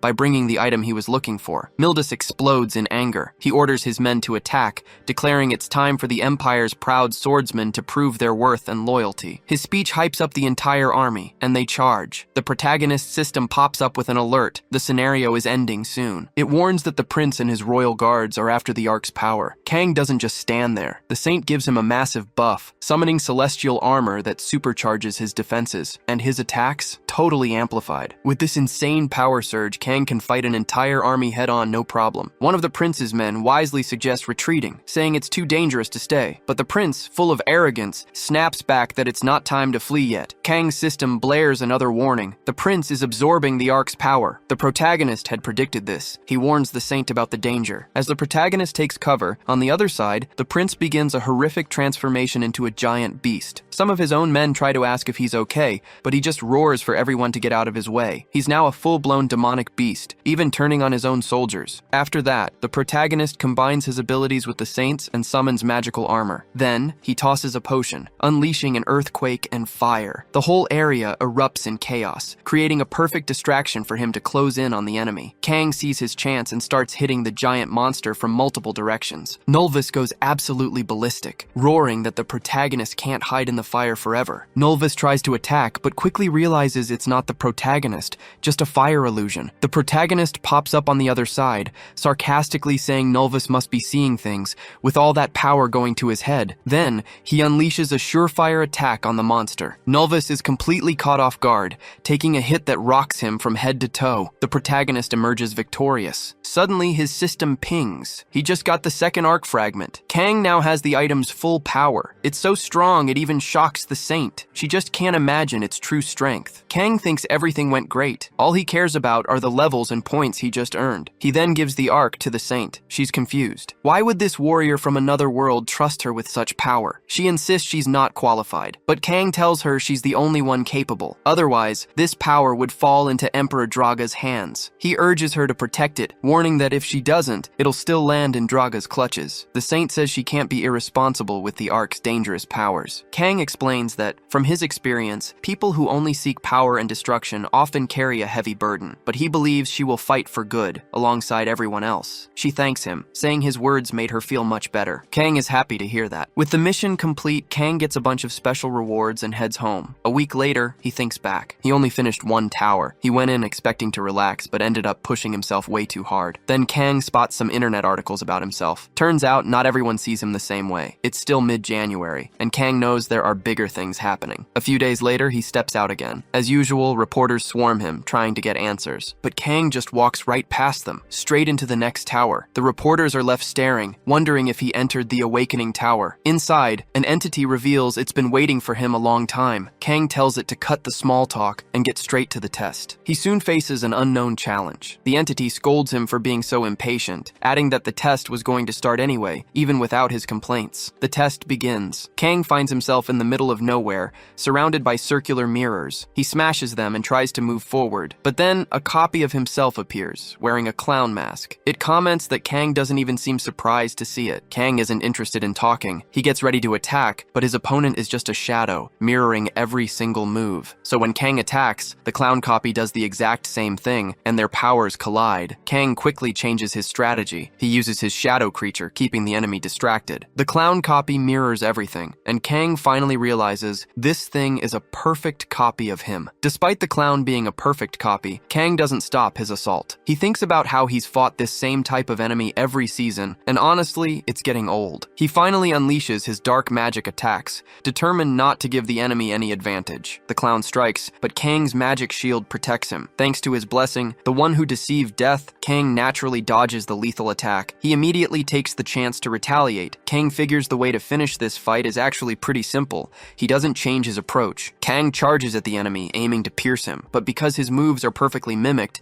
Kang also gets hit head-on. That was his plan all along. The clown then asks Kang why he's so serious. He tells Kang they can be a hero or a villain, and it's up to them to decide their path right now. The clown tells Kang not to take himself so seriously because, according to him, nothing in this world should be taken seriously. Kang just tells the clown he talks too much and that he has a way to silence him forever. Then Kang places his hands on the clown's face and explodes his head, definitively defeating the clown. Kang then takes the clown's mask for himself. He asks if there's anything else he needs to do. Suddenly, the clown monarch appears. He calls Kang the child of 1,000 faces and talents and tells him to choose what he wants to become next. Sometime later, at a hospital, Master Park frantically runs to a room. He finds Kang lying in bed. Park is desperate. He heard his friend was hospitalized and rushed over as fast as he could. But when he gets there, Kang is acting like nothing even happened. Kang asks Park how he could possibly come to the hospital empty-handed. Park realizes Kang still has his sense of humor, which means he must be okay. Park tells him to stop messing around and get back to fighting for world peace. After all, Kang is a hero. Kang asks if his manager expects him to work with a hole in his chest. Park insists that Kang must have chugged a healing potion or something similar, but Kang explains that despite appearances, this isn't just a common wound. Park isn't surprised knowing Kang's Monarch and says that Monarch isn't easy to deal with. Kang says it's actually not that serious. He explains that awakening at level 50 happens in different ways, depending on the Monarch. In his case, his reward for ending himself was to gain his own talent. This means he absorbed all the skill and attribute cards he'd collected so far. Not only that, but his skills also improved, and with this, he got everything he ever wanted. Next, he asks Park about his new mission. Park explains he needs to find and defeat a real villain. These days, true villains are rare. This guy is known as the Black Player.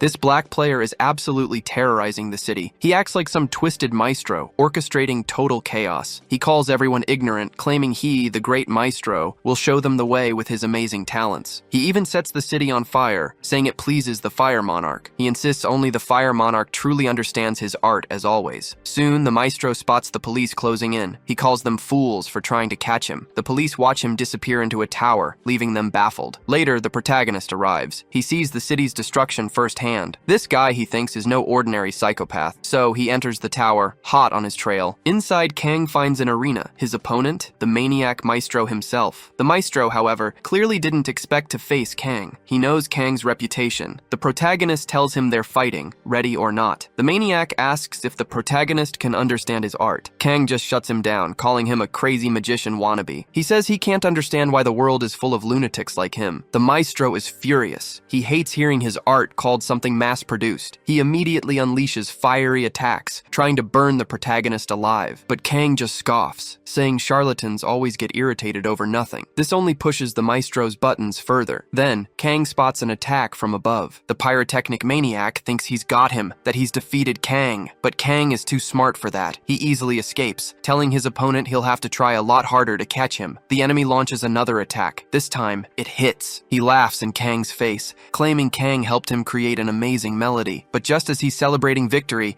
the protagonist reappears. He reveals it was just one of his illusions, then charges forward, attacking the enemy. The enemy dodges Kang's attack, which actually impresses Kang, but even though he dodged, he's hurt. He becomes furious, yelling that a product of illusory art has no right to speak. Kang just tells him he's not good enough to even comment on that. Kang then uses his ability, creating several clones of himself. He tells the maniac this is the audience he deserves because this just might be his last performance, but the opponent screams back that his art will not die. Then, he triggers a tremendous explosion from within himself. Kang was completely caught off guard. His system then confirmed he won the battle. He knew players couldn't kill each other inside the tower. He figured he should have just waited for the maniac to lose it at the exit instead. Kang left the tower and immediately teleported to France. Just as he expected, the magician's specialty was sudden death, and Kang found him right in his home country. He was sure his enemy couldn't get away this time. Kang attacked with his ice blades, making sure the enemy couldn't escape. He charged forward, striking directly, ready to finish this for good. But then, a shield suddenly appeared around the magician. Kang realized it wasn't the magician's doing. Someone else had stepped in. A woman emerged from the other side and ordered Kang to drop his weapons. He recognized an old acquaintance, Saint Mary Yeager, master of the Knights and Rescue Guild. Kang asked her what she was doing there. Mary explained that the French government requested her guild's help. They were investigating the black player and had been waiting for him to leave the tower to capture him. Kang asked if they could just take him out of the shield, but Mary said the black player couldn't die yet. She added that killing someone mid-pursuit was only okay in specific situations. Kang sarcastically remarked that she really lived up to her saint title. Mary countered, saying revenge only leads to more revenge. She told him that just because the enemy acted like a monster didn't mean Kang should too. Kang asked what was so wrong with killing the black player,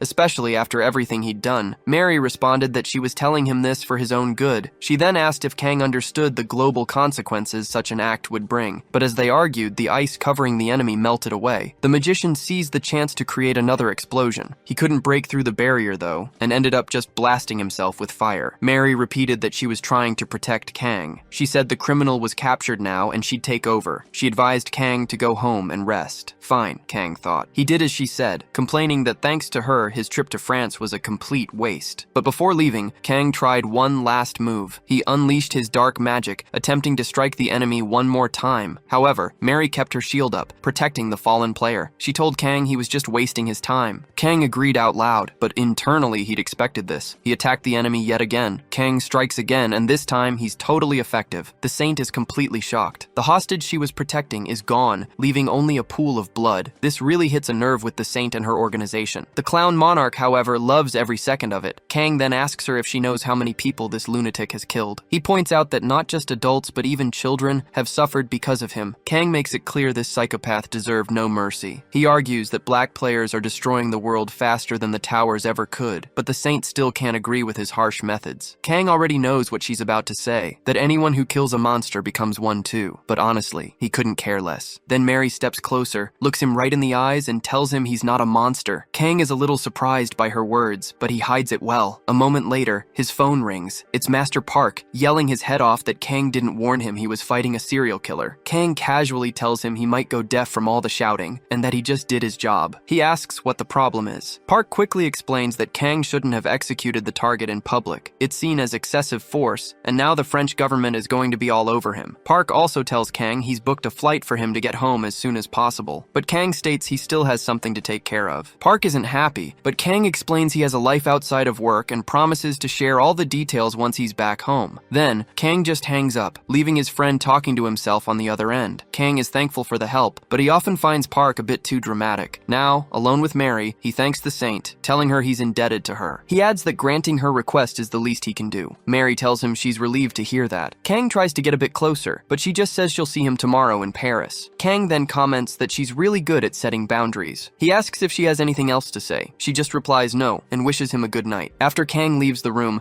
the Saint is left alone, wondering if asking such a big favor from him was really okay. The next day, a new tower opens in the French capital. Kang is already there, his mission to reach the end of this scenario. Enemies are chasing him, firing from a distance, but Kang fires back, returning every attack. The Saint is right there with him, riding inside their carriage. Kang spots a bridge ahead and suggests they block it to cut off their pursuers. They're inside a tower recreating the French Revolution. Their objective? Protect the nobles from the revolutionaries. Kang and the Saint quickly block the bridge. Then Kang smashes it, making it impossible for anyone to cross. They stand guard, ready for a fight, as the nobles make their escape. But instead of attacking, the enemy leader calls for a ceasefire. He demands to know why the players are doing this. He explains that until now, Kang and Maria were fighting with the revolutionaries for a new world. He can't understand why they suddenly switched sides. He adds that the Saint was key to their success so far. He wants to know why she isn't fighting for their cause anymore. The leader accuses her of siding with the corrupt royals. Still, he admits he doesn't want to fight a former ally. Kang asks if this is the real reason the Saint needed his help. He finally realizes Maria has been in this world before. Maria confirms she was here once before, during a Tier 5 tower. Back then, she fought without hesitation for their cause: freedom, equality, and union. Kang notices the slogan sounds familiar. Maria explains it's the same one from the Great Revolution of the past. Kang points out that those who believe they're fighting for a righteous cause are now her enemies. He tells Maria that if she wants to switch sides, now is her last chance. Maria explains the tower is a restricted entity. To reach and complete Tier 6, they need to confront these enemies now. So Kang agrees. They'll continue. The Saint tells Kang she's happy to have him fighting alongside her in the tower. Meanwhile, the revolutionary leader tries to argue again, but Kang quickly strikes him down. Kang even laughs, asking the stunned leader if he still believes these visitors are God's apostles. Kang gives a final warning. The bridge is down, so they should retreat. He doesn't want to spill any blood, but the leader refuses. He states that even if it means fighting visitors from another world, he will do it for the greater good. The leader announces he's deploying anti-visitor tactics. He orders his soldiers to activate their armor's tactical mode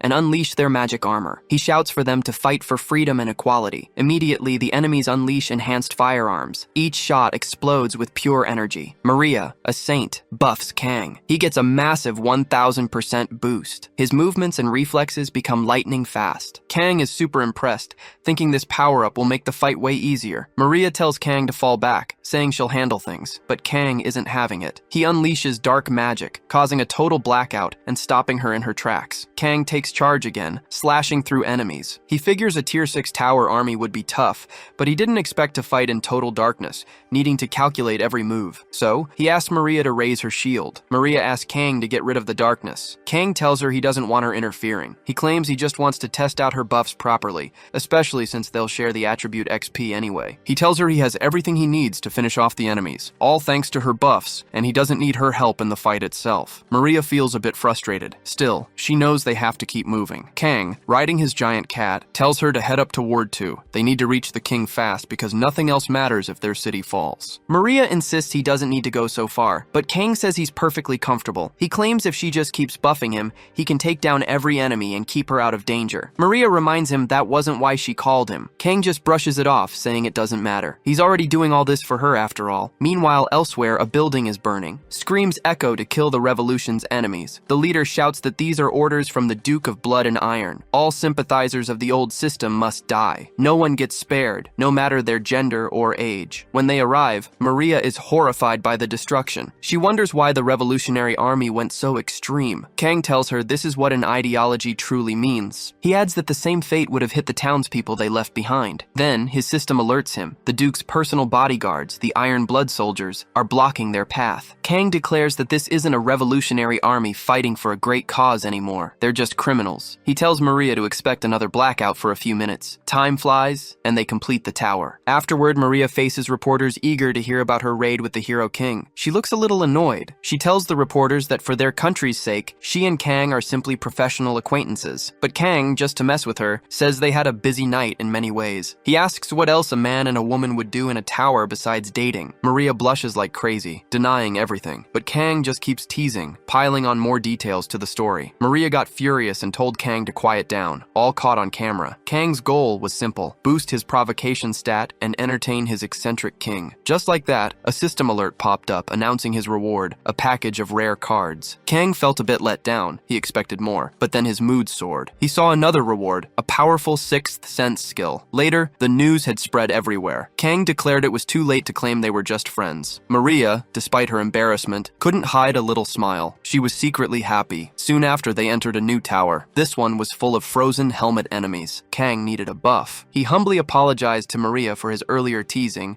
and asked for her help. Maria verbally expressed her annoyance with him, yet her face betrayed her true feelings. She wasn't that mad. She quickly charged forward. Maria told Kang to stay clear, quipping that a hot night was always followed by a cold one. She fought alone, using her powers to easily clear the Tower of the Frozen Helmets. For a month, they went on a series of shocking raids. Each victory brought them both levels and rewards. After their month of raiding, Maria went with Kang to the airport. He kept teasing her with jokes about them being a couple. Maria, however, said she envied him and wondered how he could act so irresponsibly. Kang took it as a compliment. Maria admitted she was happy to have him as a trustworthy player. Kang replied that he felt the same. Maria wished him a safe trip home. Before he left, Maria thanked him for all the good he had done for the world. On the plane, Kang thought about all this. He figured this type of cooperation was super efficient, but everyone's top priority remained national interest. He also decided he'd have to invite Maria to his country eventually. Suddenly, his cat interrupted him, asking how long Kang planned to keep petting him. Kang was shocked and asked since when the cat could talk. Blackie simply replied that he had evolved. Kang then asked why he hadn't spoken up earlier. The cat explained he didn't want to interrupt Kang's flirtation with Maria, but now, he declared, the games were over. He ordered Kang to open the card package he'd won. Kang quickly opened it, hoping for a legendary card. He explained that while some call them just card sets, once you unlock all cards, you can build a real deck. The key elements in this game's decks are synergy and classes. Kang already had great synergy from his previous draws, but with so many mismatched extra items, he missed out on a class buff. Still, he snagged the Shadow Assassin class, plus some sweet enhancements. He decided to take a short break. Once home, he planned to test his new deck on a tower. Back in Korea, he immediately started hunting for one. As usual, people recognized Kang on the streets. They watched him head into a nightclub, but he wasn't there to party. He wanted to talk to a seriously drunk guy. This guy was groaning about a hangover and demanded to know who dared bother him. Kang simply told him he'd count to 3. By then, the guy needed to get up and follow him. The drunkard fired back,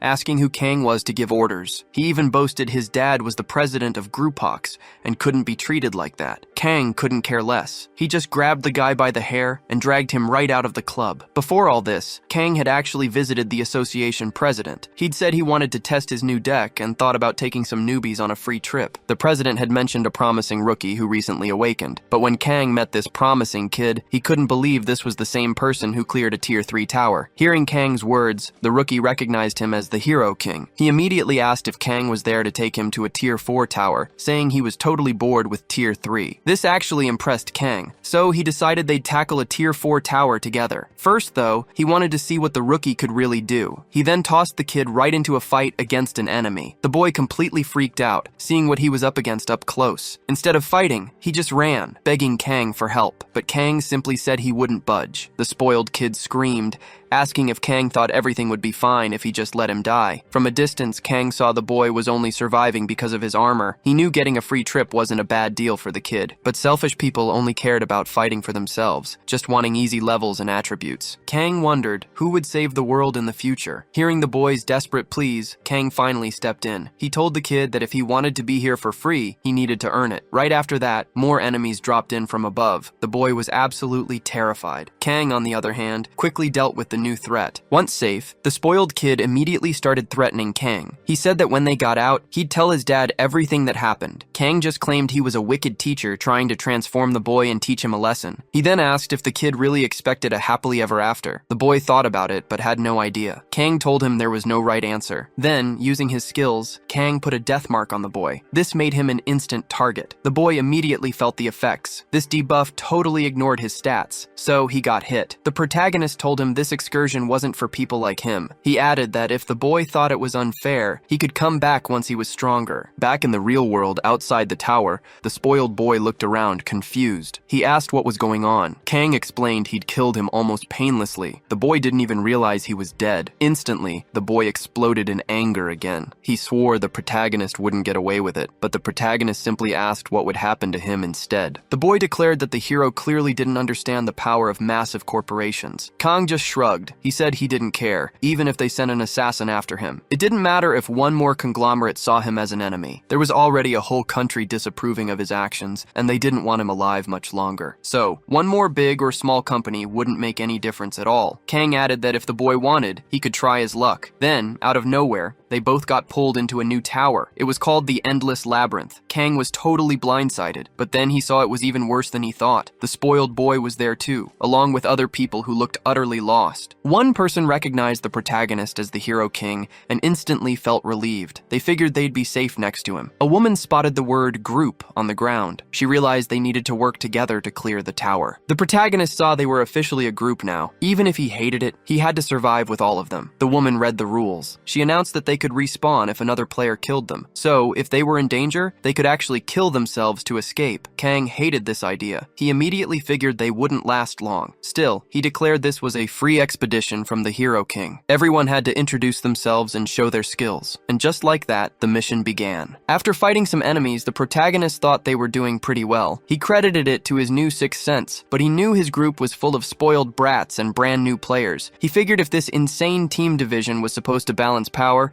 their opponents were probably all veteran, level 40 players. So, it was no shock they looked like easy targets. Then he told everyone to gather up. They had guests arriving. Moments later, the enemies showed up. The battle began right away. The protagonist declared that if most of the team died, the rest would be disqualified. The opposing team was already struggling. The game system was about to eliminate them all, disqualifying them based on the rules. But Kang noticed something important. He quickly took out the enemies before they even reached his tower. Kang knew a harsh truth. If the maze killed a player, they couldn't be revived, even after the trial ended. So, he told them they should be thankful for his kindness in finishing them off himself before the maze got them. Meanwhile, another player watched Kang from a distance and rushed to warn his teammates. But suddenly, Kang appeared out of nowhere, completely startling the player. Super shocked, the player quickly pretended to be a huge fan of the Hero King. Kang just coolly asked if he was there by himself. Soon after, the player bolted, rejoining his group. He reported finding other players, mentioning one was high level and the others were weak. Their leader decided they only needed to take out the weaker players, and the rest would automatically be disqualified. But then the leader asked the player if they were even running in the right direction. The player apologized, smugly saying it was better this way. That's when the others finally realized it was a trap. Before they could react, Kang completely wiped them out. Their entire group failed the raid. Kang wasn't done yet. He tracked down every single opposing group and took them down, clearing the first maze himself. His teammates,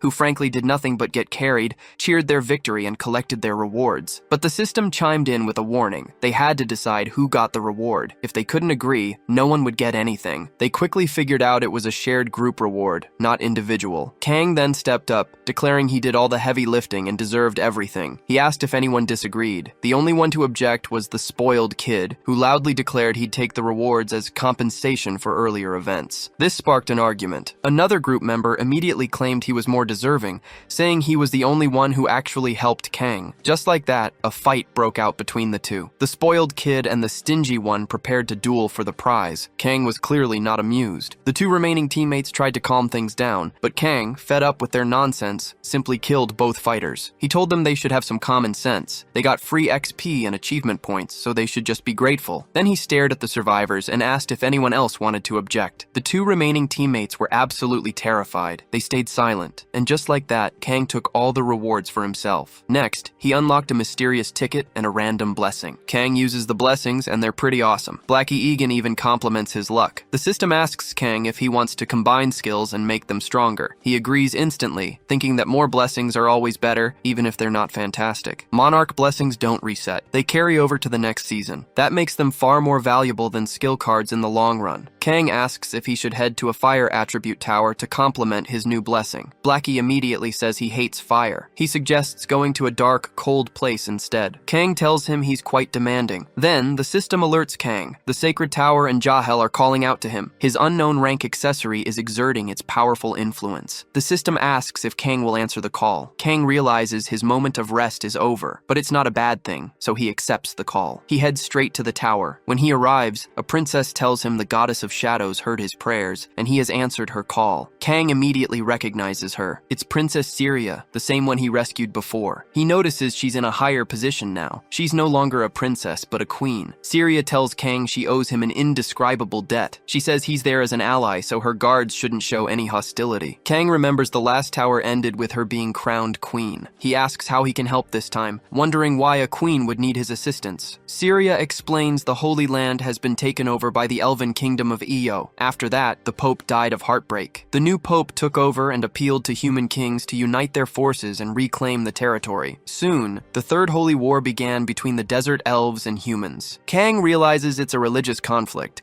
He thinks it could all be resolved with some kind of agreement, but Syria tells him the kings of 3 nations have already sent their armies. Their target is likely this very fortress they are in, the closest one to the Holy Land. She asks if Kang will fight by her side in this war. Before Kang can answer, he spots the King of Malice standing on the horizon. Syria is impressed he could see that from so far away. Regardless, Kang activates his secondary deck. He swaps his glasses for an ice beam skill. He prepares to attack from a distance, telling the queen she doesn't have to worry at all. A human eagle then surveys the area around them. Our hero moves in, and his weapon gives him a super clear view of everything. He immediately starts blasting from a distance. The humans are quick, raising their shields instantly. So, Kang's shots don't land. The shields just absorb all the energy. Kang wonders if these shields are blessed by the Fire Monarch. He just got a gift from the Snow Monarch and now the Fire one keeps showing up? What's going on? On top of that, an enemy squad spreads out trying to find Kang. Our hero gives up on long-range attacks and decides it's time for some close combat. He drops from the ridge, landing directly in front of the enemy. But he's not alone. The elves also attack, firing arrows. The search squad leader yells that they need to find the visitor first. He claims no arrow can break their shields. He's totally wrong, though. Our hero helped the elves before, and they know the enemy forces must be getting weaker. Some soldiers are still confused, thinking Kang is the Apostle of Light. They can't figure out why he's fighting on the side of their enemies. Kang unleashes Blackie and his dark magic, but even the cat looks surprised by what happens next. The human leader charges forward, telling everyone not to back down. This is Richard, the King of Malice,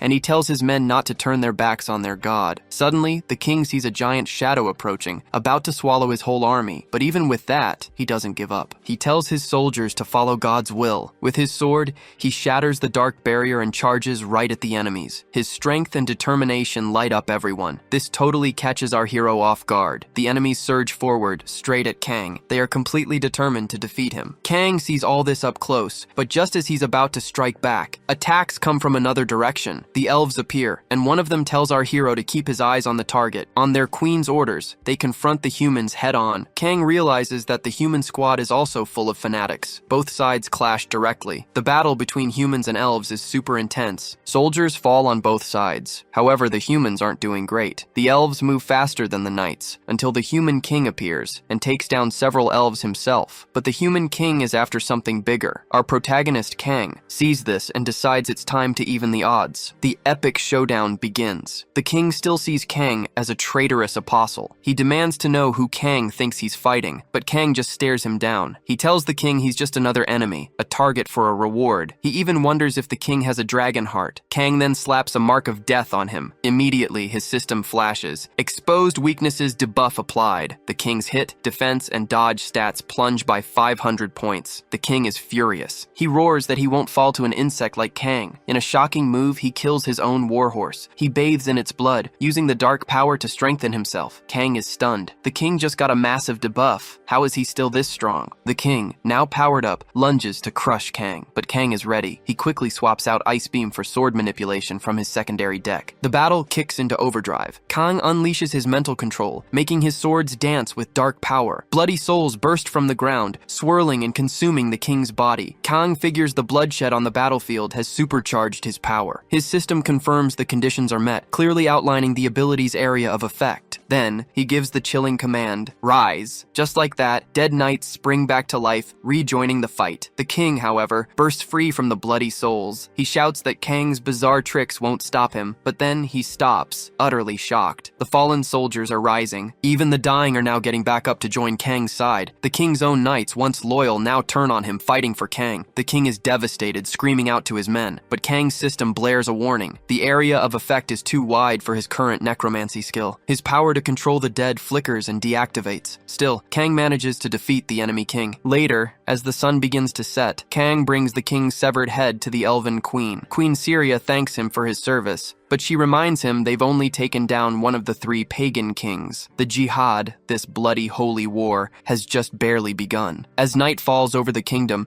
Kang takes a moment to soak in the view, but then he feels something unsettling in the air. A chill runs down his spine like blood is spreading on the wind. Mood totally ruined. Kang heads back inside the castle. That's when the NPC vendor pops up to chat. She tells him he's maxed out his frozen sword creation skill. If he upgrades her shop, he can finally buy a waking stone. Kang just nods. He was wondering when she'd finally make an appearance. He explains she wouldn't trek all the way up a tier 7 tower just for some mediocre sales. So, he agrees to upgrade. He instantly gets a new ability, Frost Smith, with some seriously sweet stats. The next day, Kang is back on the battlefield, itching to try out his new power. He freezes enemies effortlessly, having a blast. He jokes that their captain must really love his seat. His army is getting wiped out, and the captain is still chilling in his tent. Kang decides if the guy doesn't come out soon, he'll just go in there himself. Before the fight, the queen had some intel. Bloodbeard apparently moved his elite troops secretly and set up camp close by. Kang praises the elf spies, but the queen reveals it was actually humans who leaked the info. She adds that the 3 kings in this holy war have never really gotten along. Turns out they're still squabbling behind the scenes. True or not, this is a golden opportunity to strike. Barbarossa is the strongest of the 3. The queen asks Kang if he can lead his elite forces to take him down. Back in the present, Kang recalls his plan. Take down the king secretly, just to be safe. The intel seems solid, but the target is missing. Kang then steps into the tent and finds the king hiding. He asks what he's doing. Suddenly, the king collapses right in front of him. He was holding a glass which shatters on the floor. Kang sees this and immediately senses something's wrong. He suspects poison. Kang quickly realizes the king died even before the fighting began. An elf soldier approaches, seeing the exact same thing. Kang thinks the true enemy is lurking right there among them. Since Season 1, these shadowy forces have manipulated nations, pushing them into war. They send assassins to take out strong players from rival countries,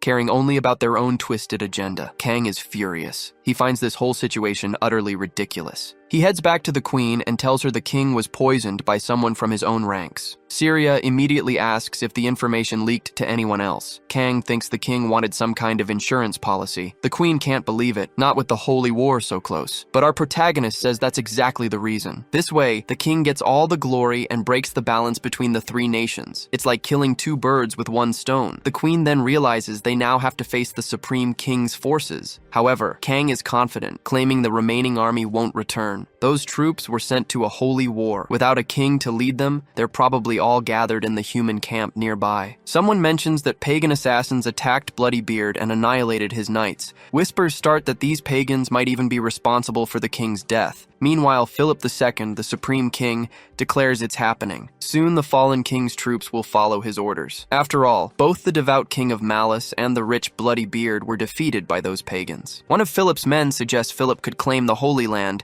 and everyone would serve him. King Philip not only agrees, but also claims to have received a divine revelation. He believes his will is the same as God's, and he uses this to ignite a feeling of vengeance among the soldiers. For that, he orders the forces of the king of Malice and Bloodybeard to the front lines. Philip asserts that the Angel of Faith is on his side. Therefore, his men shouldn't doubt anything. Sometime later, the protagonist faces another army. He sees the King of Malice's cavalry and Bloodybeard's armored infantry have united, forming one massive force. Not only that, they're all flying the same flag. It hits him. Philip is definitely behind this. The human army, shouting their beliefs, prepares to attack. Kane comments on their slogans, saying they sound like something from a history book. He questions if they truly believe killing all their enemies will bring peace. No time to ponder, he prepares for battle too. He activates West Wind, a buff he bought from the store that will last until the end of this fight. He unleashes the wind across the battlefield. It's not just wind, it brings along a freezing breeze. The enemy soldiers spot the protagonist, burning for revenge. Their leader shouts to his men, telling them not to perish against the blizzard. Even the king, who appears at the front, keeps safely behind the main army. Just like other human leaders, Philip has a blessing from the Monarch of Fire, and he uses this power to influence his army. But across the battlefield, the Shadow Monarch gives his blessing to the elves. And get this, the Dark Council faction also jumps into the fight. The Monarch of the Blizzard even blesses the elves too, and their Glacial Guardians faction starts turning the tide in their favor. Watching all this unfold from afar, Kane starts questioning the entire war. He wonders if this is truly God's will. He can't even tell if there's just one god or many. Either way, he figures any deity behind this must be pure evil. Blackie tells Kane to cut the nonsense and just do his job. Kane agrees his cat is right, and finally decides to jump into the fray. As Kane prepares to end this war, his system flashes an alert. It tells him not to disappoint the council and temporarily gives him 100 shadow puppets to use. All this support impresses Kane. He sees he's not the only one fighting for victory, but he also notices it's not much different from the enemy side. The human side boasts 59 ranked Sentinel Angels. Kane lets his puppets take care of them, saving his own focus for his true opponent. He zeroes in on King Philip. The two clash, but then something unexpected happens. Kane notices Philip's equipment looks just like a player's gear. However, Philip talks like a mere character, not a player. This makes Kane wonder if Philip isn't a player at all, but the original wielder of golden fanaticism. Suddenly, Philip attacks from above. Kane grumbles that everyone seems to have wings these days, but then a system alert appears. It says the Shadow Monarch granted him the Raven Wings buff. Now Kane can fly too. He's not thrilled though, muttering that he didn't ask for wings. This aerial fight completely throws off Kane's carefully planned deck, turning it into a pile of useless cards. Only Philip is happy, declaring that he finally has a worthy opponent, and so their sky battle begins. Philip taunts Kane,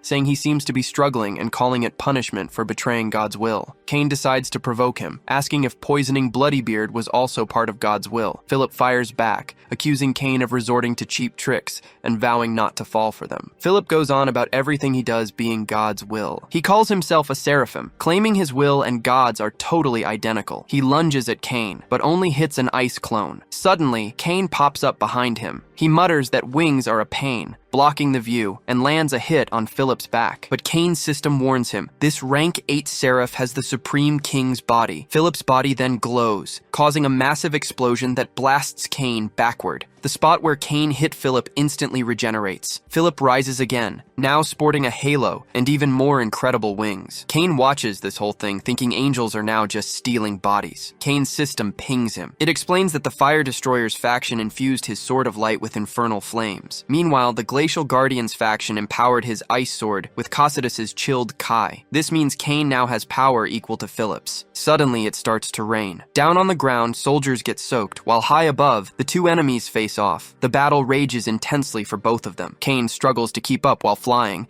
Then, in one careless moment, Philip manages to slice off one of Kane's wings. Philip, thinking he's won, seizes the chance to go for the kill. Philip throws everything he has at Kane, trying to finish him, but Kane still had a trick up his sleeve. He unleashes Blackie, whose spikes pierce Philip. Not just that, Kane also uses his telekinetically controlled swords for even more damage. This saves Kane from being killed, and he finally defeats King Philip. His system confirms he's eliminated the one with an archangel's body. With the fight over, Kane rips off his other wing, declaring he doesn't need it anymore. On the ground, soldiers spot something falling. When they realize it's their own king, they're completely stunned. Philip isn't the only one. Other angels start plummeting too. Kane's system then warns him, the story's flow has been distorted. This altered story is now modifying the player's historical gear. Kane instantly gains Philip's suit after defeating him, plus a hefty 10,000 conquest points. In the end, he's just happy it's finally done. So he's back in the real world, only to be instantly swarmed by reporters. Kane's confused. He entered the tower from his house but didn't return that way, and seeing his different suit, that just brings a ton of questions. Kane wasn't having it. He ignored the reporters completely. Just then, his manager rushed over. But the manager did a double take.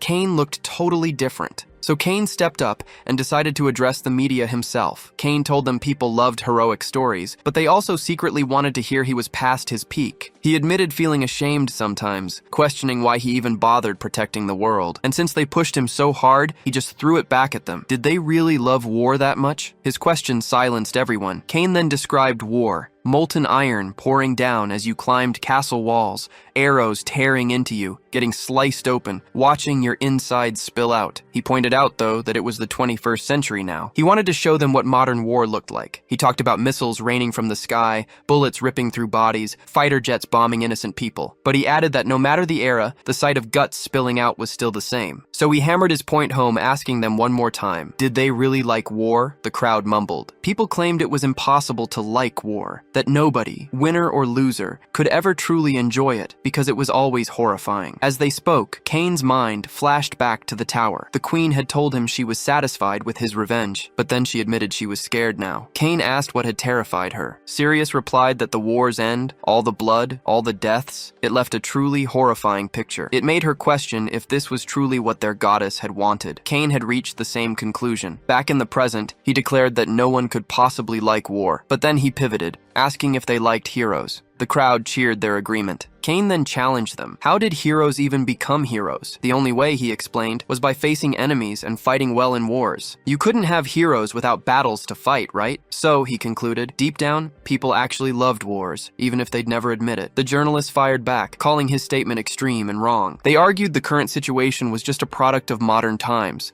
totally different from what he was describing. But Kane shot back, saying it wasn't like that at all. Their neighbors to the north were sending assassins to kill them, treating it like some kind of game. He pointed out this was clearly war disguised as espionage. That got the reporters buzzing. They immediately asked if foreign assassins had already tried to kill Kane. He played dumb, pretending he'd accidentally spilled top-secret information. The journalists pressed for more, but Kane had already achieved his goal. He then dropped a whole new bombshell on them, something completely hidden until now. Kang got real deep about the war. He wondered, even if the world ended tomorrow, would everyone just keep fighting each other? He pointed out how players are forced to become their nation's strength, basically weapons of war. Instead of fighting global threats, they just battle their own country's enemies. Kang also noted that people think they can finish the season without him or the other war heroes. And the reporters? They totally bought into this lie. He then asked why he had to go through all this trouble to save a world that clearly didn't need him. Kang's entire speech went live, broadcasting worldwide. Leaders and VIPs from every nation listened in. Some even started to get a little nervous, but then a reporter stepped up, claiming the fight was worth it. Kang just shot back, asking why. Others quickly argued that innocent people couldn't be sacrificed. They said a player couldn't just ditch their responsibilities. Kang declared that anyone could be a hero or a villain. Everyone gets to choose their own role. But before he could say more, his manager cut him off. He grabbed Kang by the arm, trying to pull him away from the cameras, saying it was official business. Before leaving, Kang gave one last warning. He told everyone not to talk about a player's duty or beliefs.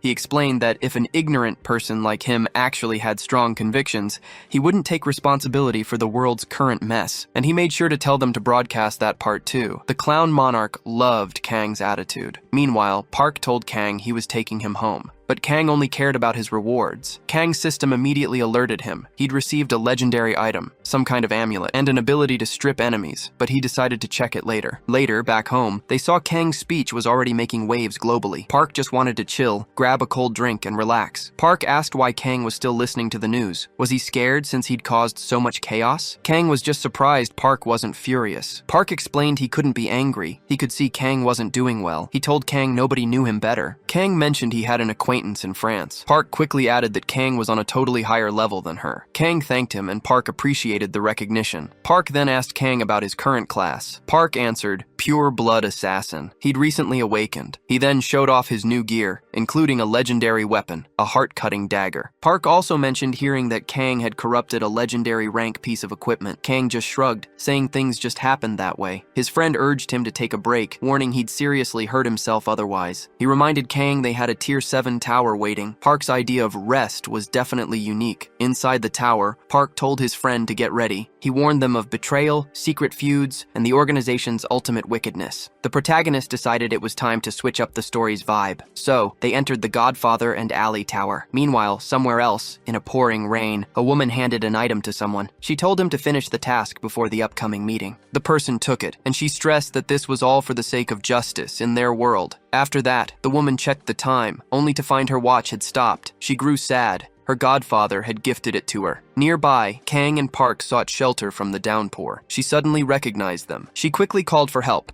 explaining they were in Black York City and the Capone family faced a major crisis. The woman told them their job was to fix everything. She urged Kang and Park to follow her. She would lead them to her boss. As they walked, she explained that Black York answered to 5 powerful underworld families. She added that in just 4 days, a huge meeting was scheduled between several important companies. But recently, tragedy struck. The first godfather, former head of the Capone family, and many of his people were brutally killed. She shared her own story, explaining she grew up an orphan on the streets. She was lucky enough to awaken powers, but they weren't very useful until her godfather adopted her and changed her life. Kang, however, didn't seem too interested in her personal history. Anyway, she continued, during the attack, she only managed to save one person, the godfather's son, who was now the current head of the organization. As they entered the room, the boss greeted them. He proudly announced himself as the leader of the company and the head of the Capone family. Park, with a smirk, immediately called him the little boss. The boy instantly got annoyed. He declared that calling Vito Capone, a great boss and rightful family heir, little boss was disrespectful. The woman quickly tried to soothe him. She explained these foreigners just didn't understand how to judge character, assuring him his presence as a boss commanded respect. With his ego now puffed up,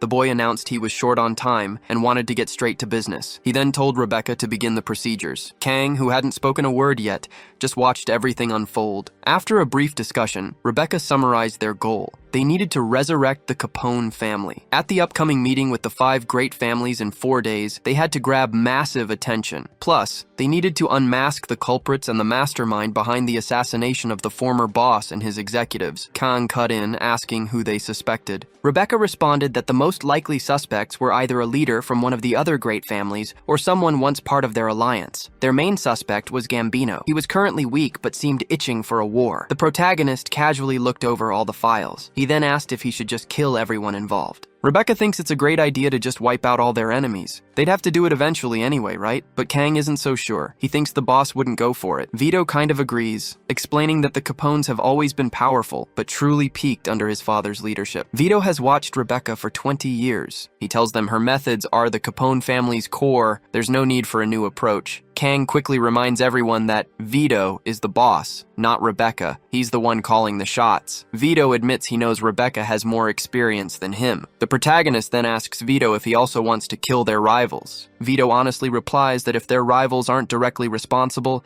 it's better to keep things as they are. So, Vito turns to Rebecca and asks if she can handle things his way. She's not thrilled, but she agrees, acknowledging him as the boss. Mission started. Park then suggests they check out the Callio family. They're the closest ones around. Kang jokes that Park is starting to look like a real villain. Park just shrugs. He says they have to try living like villains sometimes. After all, this whole world is just a game to them. Moments later, Callio family guards gear up for a fight. Who dared invade their turf? But they barely have time to think. The two friends strike. Park tells them to surrender now while they're still alive. Cooperate and they'll be spared.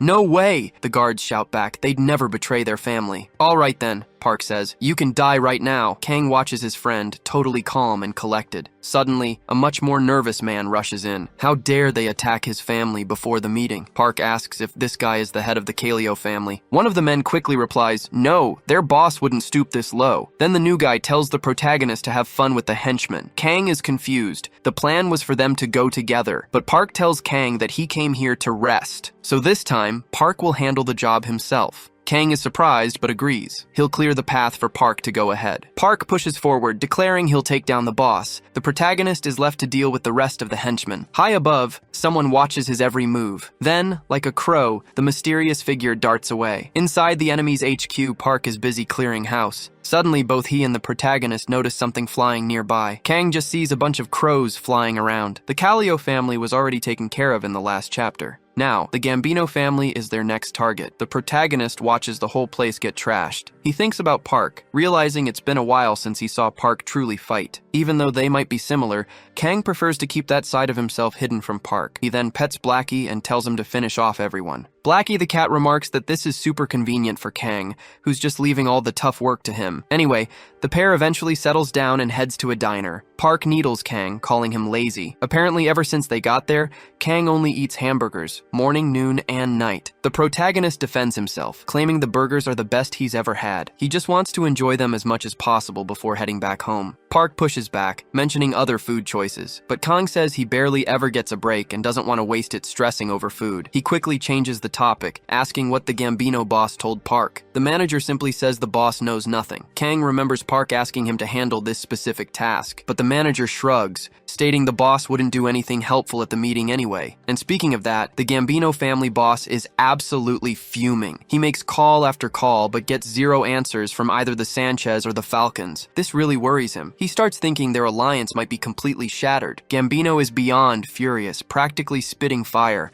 and he knows exactly who's responsible. He flashes back to Park's warning. Before leaving, Park told him that in 72 hours, his heart would stop and explode unless someone pressed a specific pressure point to restart it. Park had asked if the leader understood. That's when the boss agreed the Gambino family wouldn't join the meeting this time. Plus, he had agreed to help catch those who killed Capone. Park had then told him he was smart and would let him live this time before simply leaving. But the Gambino boss was still suffering terribly. Park's promised procedure hadn't happened yet, all because the meeting still hadn't taken place. Hearing all this, Kang simply states they've got nothing. The manager tries to reassure his friend, saying they'll definitely learn something at the meeting. He admits it's just a hunch, but he feels there's another player beyond the 5 great families. Sometime later, the big moment arrives. Families start pouring into the meeting place. They wait for everyone to get seated. Finally, a prominent figure, Marcellus, declares it's getting late. The Gambino family boss then points out that 2 families haven't even shown up. Vito immediately notices Falcone and Sanchez are missing. He instantly deduces they killed his father. Rebecca stops him. She tells him not to jump to conclusions, advising him to observe first. Vito agrees, calling her the wisest. Suddenly, someone bursts in with urgent news. Meanwhile, Park and Kang watch from a distance. The new guy reveals the Falcone and Sanchez bosses are dead. Kang realizes they have another enemy to deal with. Park comments that it's no wonder the 5 families seemed so weak. Kang starts to say he thought he was getting stronger, but Park cuts him off. Suddenly the lights cut out. A single spotlight hits the stage. A mysterious hooded figure appears. He declares it's perfect to have all the disgusting trash staining the city gathered together. He accuses them of dealing with corrupt politicians and exploiting workers through union manipulation. He calls them despicable criminals, always lying and causing chaos. The figure exposes all their crimes. He introduces himself as Night Knight. He declares he's here to deliver justice. Vito asks if this Night Raven killed the other bosses. Night Knight confirms it. He calls those villains cruel, saying their deaths were a small price. He adds that Vito's father faced the same fate. Night Knight then warns Vito he'll suffer the same, calling him a villain's son. Night Knight attacks. He throws sharp feathers like projectiles. Rebecca instantly protects Vito, telling him not to expose himself to danger. Vito shouts that Night Raven killed his father, and he wants revenge. Rebecca acknowledges his pain. She says a price must be paid for the sake of this world. Vito's system immediately alerts him. Anti-hero Nightcrow is executing justice. Kang chimes in, saying many villains deserve this punishment. He then unleashes dark magic and his familiar Blackie into the fight. Kang reveals a shocking truth. The true mastermind, Raiden King,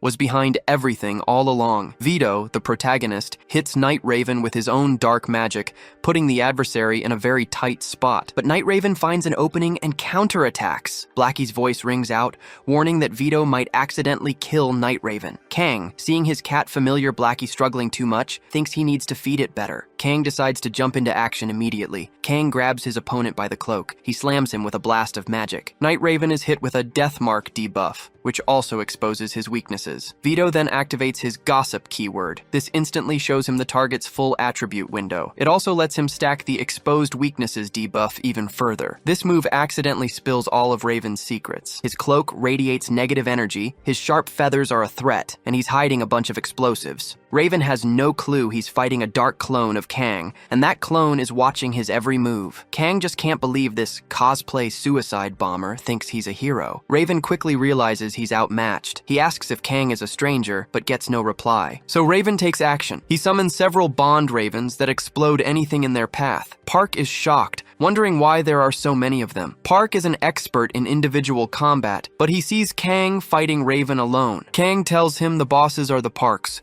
and Park needs to protect them no matter what. Kang insists his friend is better at protecting than he is. Park doesn't agree with that, but Kang insists that killing is his specialty, and that's what he intends to do. Suddenly, Raven shouts that outsiders should be fighting for world peace. He demands to know why they're acting like puppets of evil. Kang just doesn't understand what Raven means by peace and union. Raven yells that he doesn't know how Kang's enemies fooled him. He calls them rotten villains and killers, claiming they murdered the Capone family. He says they bought their freedom from court, bribing powerful people in the city because they feared revenge. Raven declares this is the city's true nature, and that's why he and his comrades demand justice. Raven insists it's not too late. He fights for this city and justice. He tries to get Kang to join him against these villains, but Kang doesn't listen. He attacks Raven right in the middle of his speech. Kang tells him he talks too much instead of fighting, and he hates facing people who wear masks. But then Kang sees Raven's face. It's just a little boy. Raven warns Kang not to underestimate his justice. Then in a final desperate move, he triggers an explosive. Kang is caught completely off guard. Raven says the woman told him about this rendezvous point 3 days ago. He asks Kang how many explosives he thinks are planted around them. Kang is suddenly in the middle of an explosion, barely avoiding the blast. His friend appears, and the two escape thanks to Blackie's help. The explosion is visible from far away. The next day, after everything calms down, they regroup. Rebecca thanks them for their loyalty. She explains that thanks to them, most businesses from the meeting are now in the Capone family's hands. Kang tells her the boys survived and they won, just as she wanted. Rebecca agrees, stating their job is done. But Kang suddenly asks if this whole situation was actually part of her plan. Rebecca demands to know what that has to do with him. Kang declares his job is to wipe out all of the Capone family's enemies. He says Rebecca took part in the Godfather's murder. She even hired an anti-hero to kill the bosses of other families. That makes her an enemy. Rebecca claims he has no evidence. But Kang says Raven himself confessed. Raven told him Rebecca provided information about the family,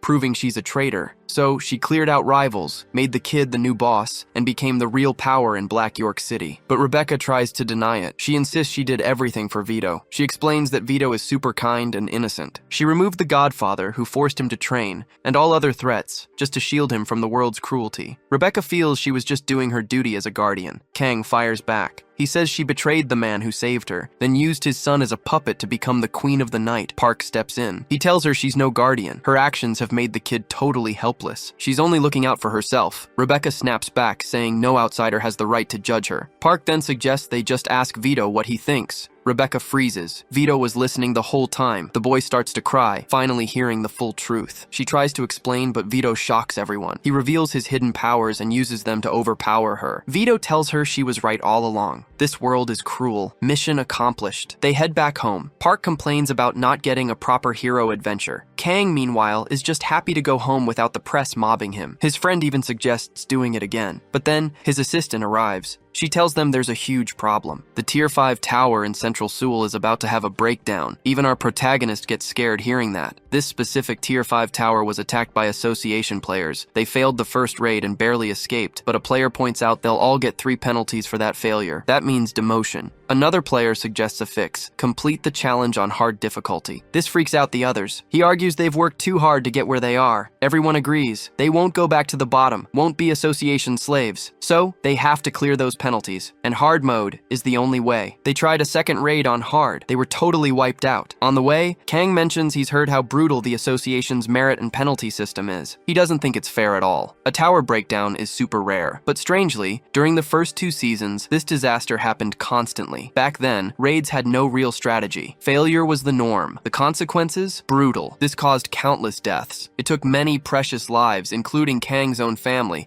both before he became a player and even after. But Kang knows things are different now. He decides to unlock all his uncollected equipment and skill packages. His current setup is strong, but he can't leave any room for error. No compromises. He prepares for something big, putting together a new skill deck. Soon, after a car ride, he arrives. The moment he steps out, people go wild. The Hero King is here to help, but Kang's mind is already on the brutal challenges ahead. He looks up. A black hole is tearing open in the sky. The already terrified crowd just gets even more panicked. Some players get ready to fight, but Kang steps forward. He tells everyone who meets certain conditions to get out right now. First, if you might accidentally fall into his skill, leave. Second, if you can't keep up, leave. And third, literally everyone else should leave. The other players get the message. They retreat, leaving Kang to work. Kang stands before a barrage of enemies. He acts fast, slicing through them all. He quickly realizes the place is crawling with bizarre creatures, more and more of them. He also spots something he's never seen before. Normally, enemies from a tower break are the people of the kingdom inside, but these monsters? They don't fit. They're completely irrelevant. He wonders where these things are even coming from. Then, a press helicopter zooms in, trying to cover the chaos. The journalist reports that while the Hero King is controversial, when it comes to his skills, he gets the job done. Kang gets a terrifying alert. The Monarch of the Abyss is awakening darkness from the depths. At the same time, the journalist reports the portal is changing color. They deduce this is a prelude to an Abyss monster's arrival. Everyone wonders how an Abyss monster is coming out of a tower. Kang quickly moves towards the helicopter. He tells them to get out before they're tossed straight into the monsters. As he pushes forward, he wonders if the Monarch acted alone. Then, his system screams an alert. The Abyss slime has appeared. Kang expected this. He immediately starts his attack, but wonders, will it be enough? He decides he needs to finish this in one hit.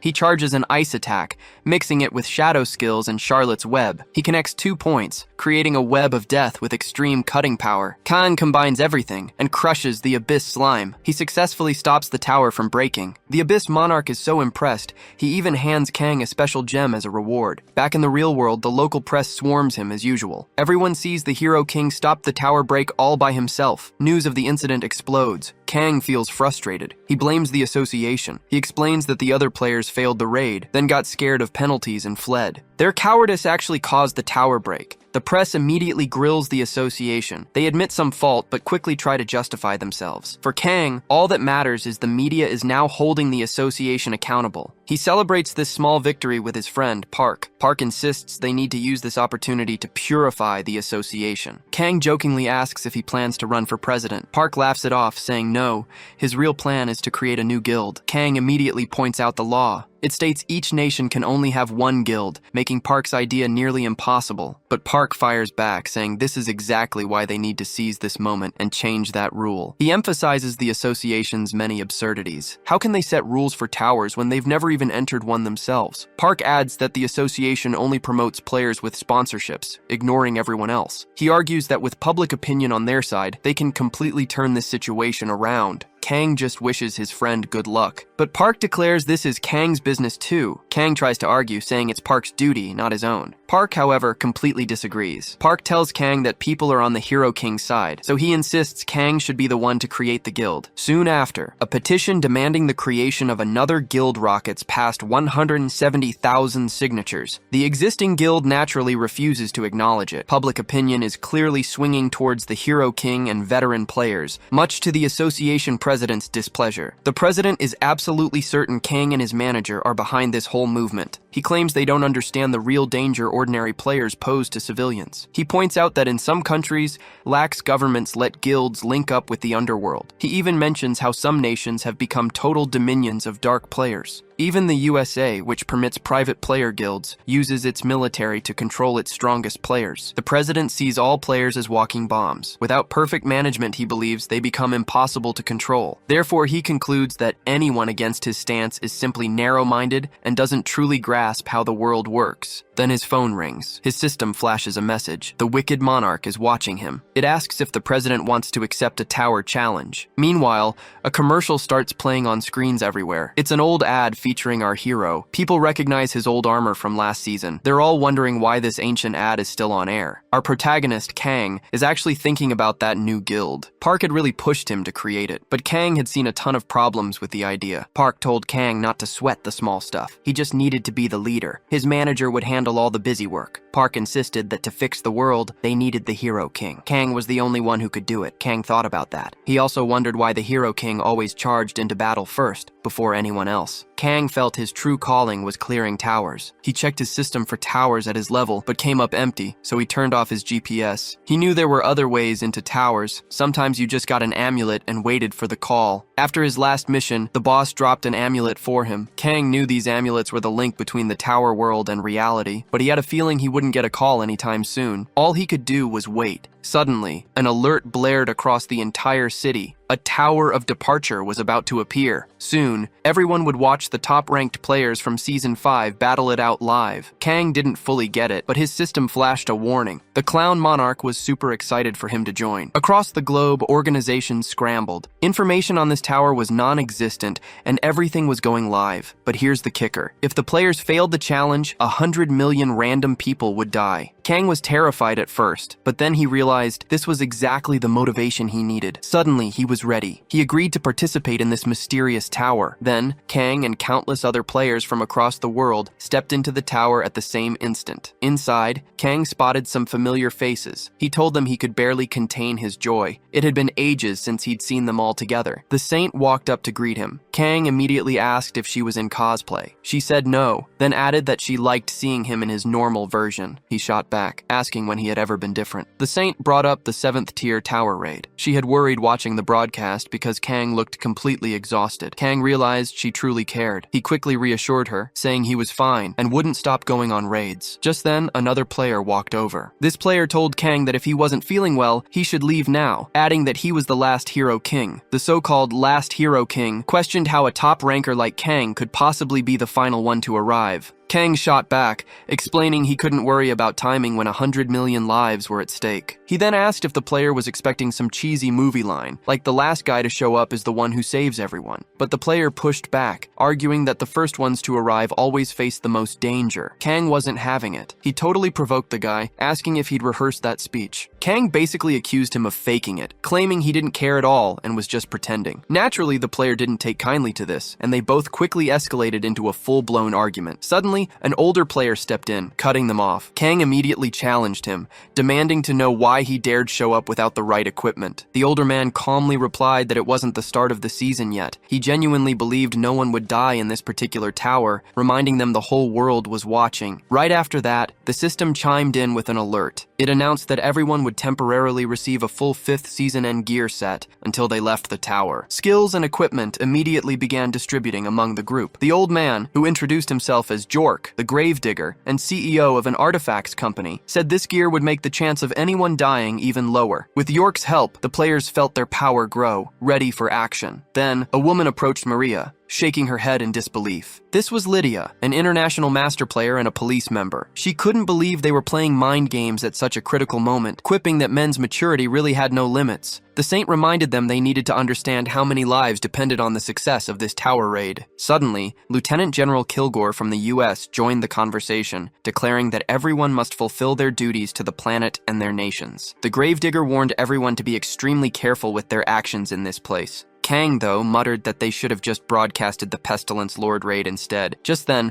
a new figure appeared, greeting them and apologizing for the delay. The masked individual announced that this was a festival for them, a symbol to appreciate the heroes who killed the Pestilence Lord. He then officially welcomed all the assembled heroes. Kang immediately challenged him, asking why he was celebrating a monarch's death when they were supposedly friends. The masked figure then advised the hero king not to provoke the monarchs. He even asked if Kang preferred the title Monarch Slayer, a name Kang earned by eliminating the season's boss. However, the Red Guardian, clearly in competition with Kang, absolutely refused to acknowledge that some brat had won that title and felt something needed to be done about it. Regardless, the masked figure insisted this was a celebration in honor of the players and hoped they wouldn't feel stressed. But the Red Guardian instantly attacked the masked man, yelling if this was some kind of joke. He declared it was impossible to consider 100 million lives as a celebration. Kang just watches, finding the Red Guardian pathetic. He figures the guy is only doing this to look good for the public. The masked man then tells the Red Guardian his attacks are pointless anyway. They're all nullified, so he's just wasting energy. With a snap,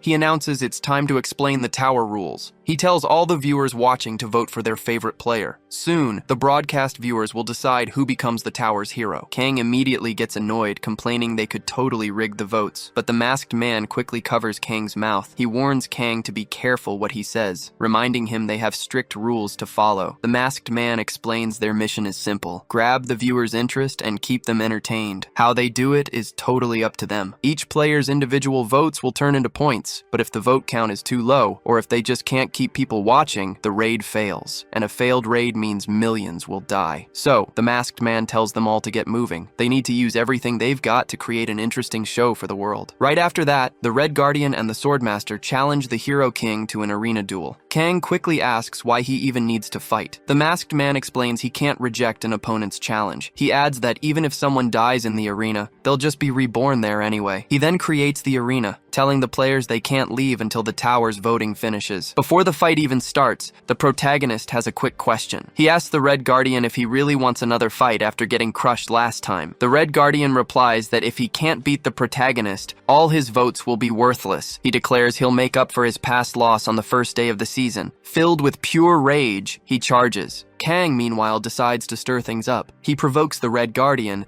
saying hitting rock bottom must feel awful. The Red Guardian takes the bait, attacking with even more furious intensity. He uses the lone sword of the Nine. The other players are completely shocked. The protagonist is actually holding his own against the Red Guardian, and he's not just using his own sword. He's also somehow using the Red Guardian's exact same skills. The Gravedigger immediately thinks this has to be a skill copy. Even the Red Guardian notices it. He wonders if the Hero King made a contract with the Monarch of Mirrors. The Red Guardian claims he devoted his entire life to that sword, so he just can't understand how the protagonist is winning this duel against him. Outside the arena, the Gravedigger watches the Hero King fight and finds it magnificent. He then asks how any of them could possibly kill the king. Lydia questions why he's saying that, since he's not even fighting the Hero King, but the Gravedigger tells her she needs glasses. He points out that the real threats to the Hero King seem to be the other players themselves. Lydia realizes this and can't believe they're still acting like this given the situation. Meanwhile, the Saint is the only one truly bothered by everything. The Saint understands that 100 million lives depend entirely on this tower's outcome. But the other players? They only cared about one thing: beating the Hero King and climbing to the very top. Maria remembered Kang's speech. He'd said that even if the world was ending tomorrow, people would still be fighting each other. And now, Maria realized he was absolutely right. In the first 2 seasons, everyone entered the tower solely to save the world, but those days were gone. Maria couldn't help but wonder why. She thought about it. Players grew stronger every season, sure, but the tower tiers also climbed annually. And the bosses? They were getting ridiculously powerful. The idea of everyone uniting to save the world felt like a total fairy tale now. Maria admitted she wasn't that innocent young girl who just awakened anymore. Races were different, religions were different, skin colors were different. But if people couldn't unite even in a game with the world's destruction on the line, Maria wondered how they could ever save it for real. Meanwhile, back in the fight, the Red Guardian found all this seriously strange. The game was unfair, yes, but he felt like he understood the protagonist. No matter how strong the Hero King was, there had to be a reason for it. He figured Kang was hiding a secret. The Guardian concluded that if he could just uncover Kang's true power, he could definitely beat him. At this point, the Red Guardian didn't even care about winning or losing. He just wanted to uncover the secret of his opponent's immense strength, but he wasn't exactly winning. Kang told him he seemed to have forgotten his place, considering how easy Kang had been going on him. That statement completely stunned the Red Guardian. Kang seized the moment, attacking him with even more force. The Red Guardian quickly realized his opponent had way more secrets than he'd ever imagined. Then, Kang declared he was about to show the true difference to anyone who dared to fight him again. Immediately, Kang unleashed a devastating ground attack. It ripped through a huge part of the battlefield. The Red Guardian was completely shocked. He had so many other plans, but now everything was going sideways. Then, Kang activated his secondary deck. He burst forth from a sandstorm looking completely different. Everyone watching was absolutely stunned. At this point, the Red Guardian completely lost faith in his own victory. That's because the protagonist manifested a mythical ability, the manifestation of the Celestial Demon. Kang transformed into a Celestial Demon, wielding 3 formidable Celestial Demon swords. He entered his first form,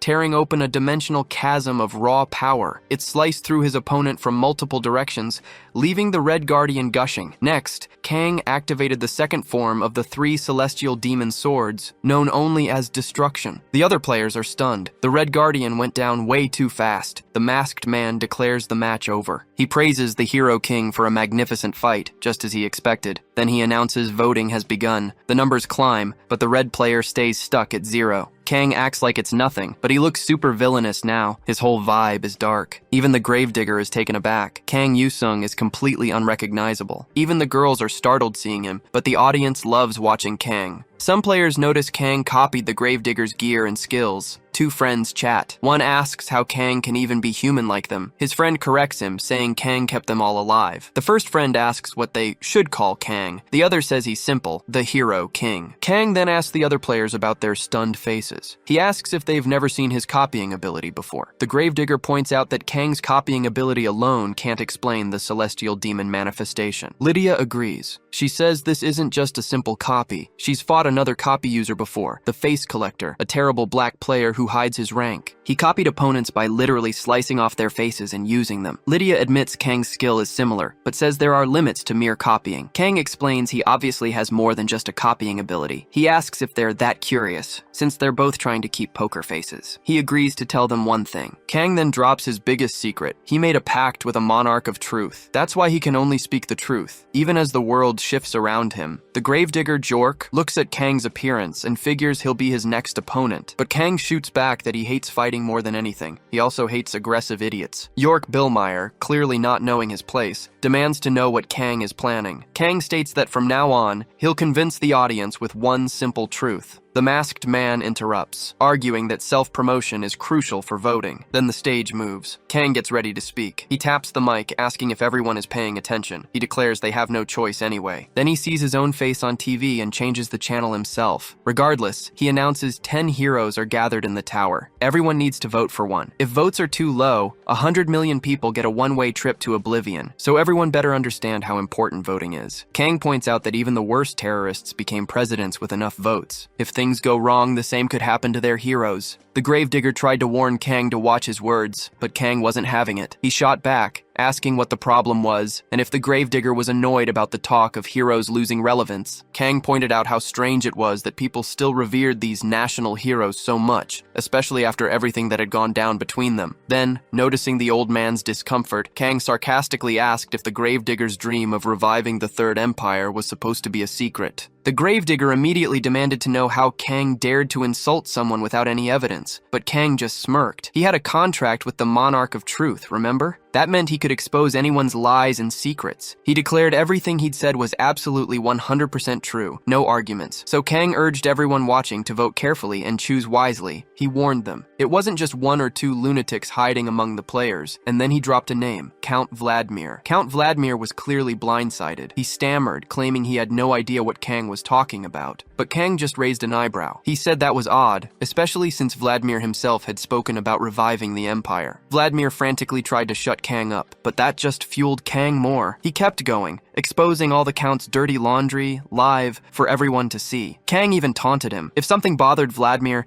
he should just wait for his turn to show off his own magic. The Count roared back, declaring he wouldn't tolerate this humiliation any longer, not with his parents and president watching. Kang then added that Vladimir was quite a devout man, even though he had a powerful fire attribute. Next, Kang went after Lieutenant General Kilgore. He claimed Kilgore also loved to play with fire, not just metaphorically. He was talking about Kilgore's secret habit of dropping bombs on enemy countries. Kilgore got super nervous, asking Kang if he truly understood the consequences of his words. Kang responded with a firm yes. He declared that for real world-saving heroes, a nationalist lunatic like the Gravedigger, an imperialist like Count Vladimir, and a war fanatic like Kilgore were all just opportunists. And Kang warned that people definitely wouldn't be happy to hear that. Kilgore, furious, tried to attack Kang, but Kang blocked him instantly, asking what the hell that was about. Kilgore shot back, asking if Kang was underestimating him. Oh, if only he knew, because Kang was about to show him the best fighter jets. The girls watching yelled out,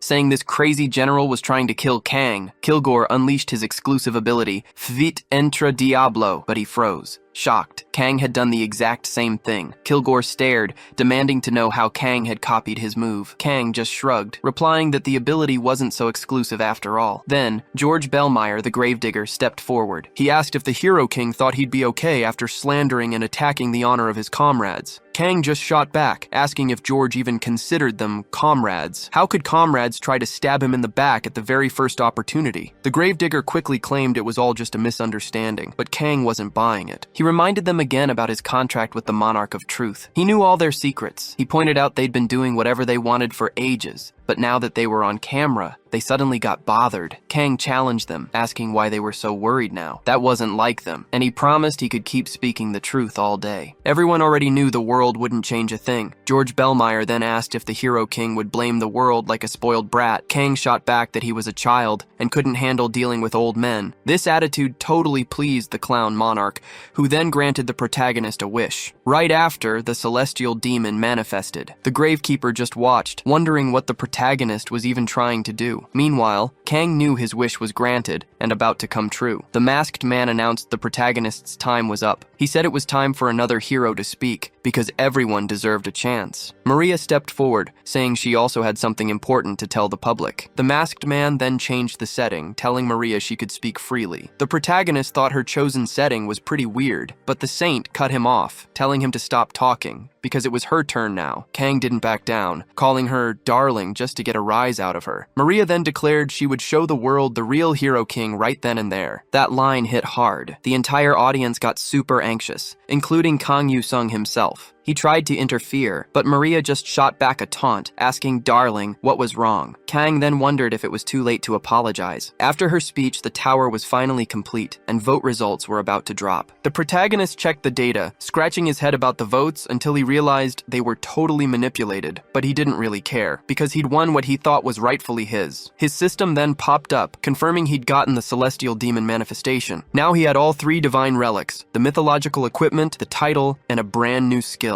Only 3 months had passed, and he hadn't even opened the mythological equipment called Black Death, which he won after beating the Pestilence Lord. See, mythological skills and weapons aren't for just anyone. You need to be qualified. Fail the test, and your stats drop, or you just die. Even the Red Guardian got a huge penalty just for losing a challenge once. But the protagonist had tried this before, in the last season. He figured he could totally equip his new gear now. He thought he could swap his weapon later, and using the skill now would be a huge advantage. So, he activated the Celestial Demon manifestation for the first time. His system immediately warned him he'd have to prove his worth. Suddenly, protagonist is zapped to another place. An old man stands before him, ready to test his worth. Kang tells him he's here to make a deal and hopes it'll be quick, just like last season. The system confirms the test has begun. He needs to block 2 basic moves from the Celestial Demon. The opponent gets ready to strike. Protagonist immediately notices something off. The old man attacks with the Celestial Demon's triple sword from the very first move. It's incredibly fast, but Kang manages to defend, barely. He admits this is pretty exciting and confirms he's faced this before. The opponent attacks again. Once more, protagonist blocks it. But this time, the energy from the impact is massive. The old man actually feels it. He then sheaths his sword, realizing protagonist now holds a new title. Protagonist asks if he means the Monarch Slayer title. The old man confirms, asking if protagonist truly earned it. Kang says yes. Since the test is over, he asks if the old man will always appear when he summons the Celestial Demon. The old man is still reeling from the news. Protagonist asks if something's wrong, but the old man simply says he likes Kang. Then, the entire scenario begins to move. Protagonist demands to know why. His opponent ignores him. Instead, he lunges forward, telling Kang to demonstrate his swordsmanship. They're fighting again, but protagonist has no idea why. He thought the test was over. The elder doesn't stop. Kang begs him to stop, warning that he'll kill him if this continues. The old man says protagonist's sword is still enchanted. He asks if protagonist used it to kill the monarch, warning that he won't be recognized as a winner if that's the case. Kang fires back, asking how else he was supposed to defeat the celestial demon with his own abilities. He explains that if he could use that sword, he would have and wouldn't have journeyed to seek greater power. Surprisingly, the old man seems to agree. Then, the celestial demon announces he'll test him in another way. He slams his foot down so hard it causes another earthquake. After that,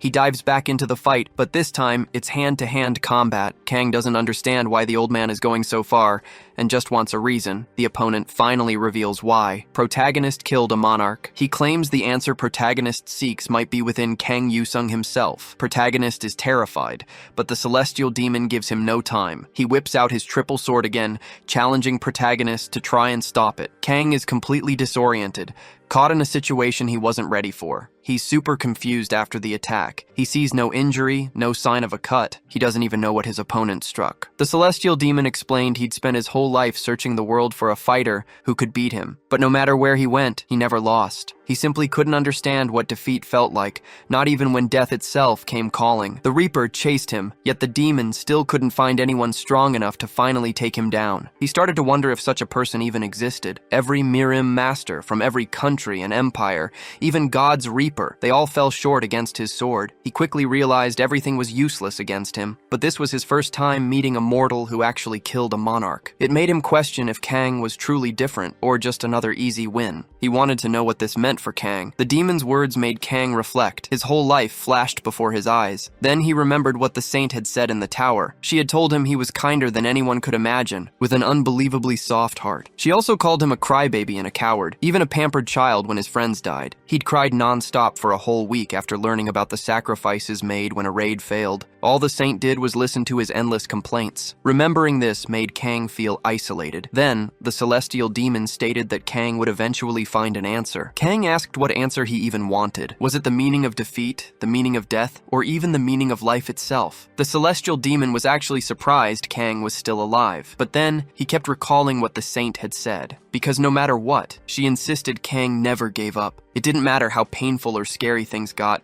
or how much he was hurt. Kang just kept fighting for the world. Even if it all meant nothing in the end, Kang argued that you can only break what's real, not what's intangible. A meaning was no different. He asked if this wasn't the core principle of the celestial demon's triple sword technique. The celestial demon then revealed that he had actually died a long time ago. So, he argued, he couldn't defeat a meaning that didn't even exist. The demon couldn't believe Kang was claiming to be on his level. If Kang truly understood meaninglessness, he couldn't possibly be the hero king. He questioned if Kang was just an idiot, trying to protect something utterly meaningless. Kang replied he wasn't doing it out of duty, but because his actions were meaningless. He pointed out that heroes save the world constantly, working tirelessly to defend their plane. But the other side? They had all sorts of lunatics coming for them, endlessly attacking. The celestial demon then asked what on earth could be more meaningless than that. He even agreed that it was all pointless. So he put his sword away, telling Kang he looked forward to their next meeting. Right after that, the system declared Kang a worthy player. He just went home, figuring this was just how a hero's life went. His system then announced he could now use the true manifestation of the celestial demon, but then Kang suddenly collapsed, startling his cat. Later, Kang was checking his temperature. Blackie, his cat, wondered why he seemed so weak. Kang quickly denied it, insisting he wasn't weak and that his stats were the best globally. The cat kept asking why he was sick, but Kang swore he was fine. He was just mad about the internet chatter. He said he needed to clear an 8 or 9 tier tower to cool off. Blackie then pointed out that those towers didn't even exist yet. Kang checked his calendar. It was only March. He remembered from previous seasons that higher tier towers usually started appearing, but that was still a month away. Plus, these advanced towers weren't even in his country's territory. Once unlocked, he could jump right in, just like in his games. For now, he wanted to hit a 7-tier tower, but Blackie told him he wasn't going anywhere, claiming it was for his own good. Despite that, Kang snuck off to a 3-tier tower shortly after. He got there and noticed it looked just like the tower he cleared at the season's start. He told himself he wasn't there for anything special, he just needed to blow off some steam. He got ready to use his new power, thinking how silly ability names always were. But as he summoned the manifestation of the celestial demon, a weird feeling washed over his body. His system flashed a warning. The celestial demon was influencing him. Then, Kang's body started twisting, and he even coughed up blood. Of course, he immediately blamed the old man who gave him this power. His system then announced the receptacle was complete and adjustments were starting. While screaming in agony, Kang couldn't believe he'd actually gained the celestial demon's power permanently. His system then confirmed he'd acquired the celestial demon bone blessing. He wondered if his whole body had changed. Moments later, he saw the bone transformation firsthand. Turns out, it was all happening inside him. It doesn't affect his exterior. Then, the system warns him. The ground just collapsed, linking him to the second floor. Suddenly, a bunch of orcs show up and attack him. This was perfect for Kang. He finally had a chance to test his new power. After he crushes them all, he notices a third basic move he didn't have before. He wonders why this move has no name, or why it wasn't part of the original ancient skill. Then it hits him. It's the Void Sword, the same one the celestial demon used against him. Now Kang has this power too. He wonders how much of it he can really use. He's about to find out because he spots a gate. He wants to go in once it opens. The synchronization rate is stuck at 1%. His system screams, "A merger with the death-throned monarch, the Sword Monarch, is happening." Kang never saw this coming. The system says the Lord of Penance is trying to stop this ritual. Kang then wonders if the celestial demon was a monarch too. He remembers the celestial demon saying he searched for the supreme fighter, someone who had made him taste defeat. And that was the first time Kang had met a mortal who killed a monarch. Kang quickly connects the dots. Was that why the celestial demon acted so strangely? Because Kang killed someone like him? As he processes this, his system warns that several monarchs are secretly watching him. The clown monarch stares with an empty look. Kang is pretty surprised. The clown asks him why he's so serious. Kang just walks through the gate. He thinks these monarchs can be pretty terrifying. Anyway, he's in the boss room now. Time to face the big guy. The boss tells Kang to give him an honorable fight, then die. Kang plans to do just that. Well, except for the dying part. With a single hit from his new skill, he shatters the boss into countless pieces. He finally sees the true power of the celestial demon. But afterward, a sharp pain hits him. He has no idea why. He wonders if he overdid it with the skill. Kang realizes his body can't handle this ability yet. These different powers are clashing inside him. Suddenly, he hears the celestial demon's voice in his head, saying nothing in this world makes sense. He wonders if it's just a memory. Kang decides the power's origin doesn't matter. It's his now. He uses his frozen sword, channeling the celestial demon's power, and somehow, he controls it. Kang sighs in relief. He even finds it amusing. Kang gets back to the real world and calls Park. His friend asks what's up. Kang vents, saying he's so mad he might just move to France. Park, confused, asks why he called. Kang clarifies it's nothing big, he just needs a training partner. Park jokes, asking when the National Intelligence Agency started working for the Hero King. Kang quips back, suggesting they rename the agency Hero King & Co. Park doesn't find it funny. Park cuts to the chase, demanding to know the conditions. Kang explains, the others can prepare however they want. He'll only use one ability, the Celestial Demon Manifestation. No secondary decks, no artifacts, no synergy, and Blackie is staying out of this fight completely. Park asks if Kang won't use his Ice Blacksmith or his other usual weapons. Kang replies he's about to equip something right now. Park gets a sudden chill. Then Kang equips it, and everyone is stunned. He's not just holding a new weapon, he's got a whole new look. Manager Park and the others are completely taken aback. As Kang equips the new weapons, acidic drops hit the floor, causing gasps, especially when he takes them up, matching his new appearance. Park sees it all, up close, and asks if this is the power of the Lord of Pestilence. Park tries to talk to Kang but gets no response. The manager starts getting worried. He asks if Kang even passed the exam. Kang finally changes his posture, answering with a firm yes, stating he'd never fail something so simple. Park and the others finally breathe a sigh of relief. Kang's new look had really freaked them out. These swords, called Black Death, are from the Lord of Pestilence and boast incredibly strong attributes. After showing them off, Kang rushes everyone to enter the tower. Kang explains that besides these new weapons and the celestial demon's descent, he has nothing else. Park then makes him promise one thing: no cruel deaths for the boys. Kang agrees, assuring him he'll go easy. Inside, Kang walks to the middle of the arena, ready for battle. He announces that once the fireworks launch, the fight begins. They can attack whenever they're ready. He trusts the Assassins Department is skilled enough to make this worthwhile. Immediately, they charge. But Kang doesn't stand still. He retaliates, dropping several opponents instantly. Some of them are tougher than usual, but Kang keeps them at bay. Manager Park spots a chance, attacking from a distance while Kang is busy. But Kang isn't that distracted. He sees his friend moving high above. Park unleashes his Heart Crusher, but Kang just laughs it off, saying he won't fall for that old trick. But Park grins confidently, then vanishes. Suddenly, a barrage of canes rockets towards Kang. He barely manages to dodge the deadly projectiles. But hold on, those canes weren't just projectiles. Strong wires actually connected them, letting other assassins walk across the air. Kang's impressed by the tactic, but he instantly counterattacks. This is Charlotte's web, and whoever's behind it is a genius, because next the webs snatch up floor plates, sending them flying. Kang realizes his enemies are closing in. Dark spikes erupt from the ground, so he leaps into the air. He still doesn't know who's controlling this crazy web,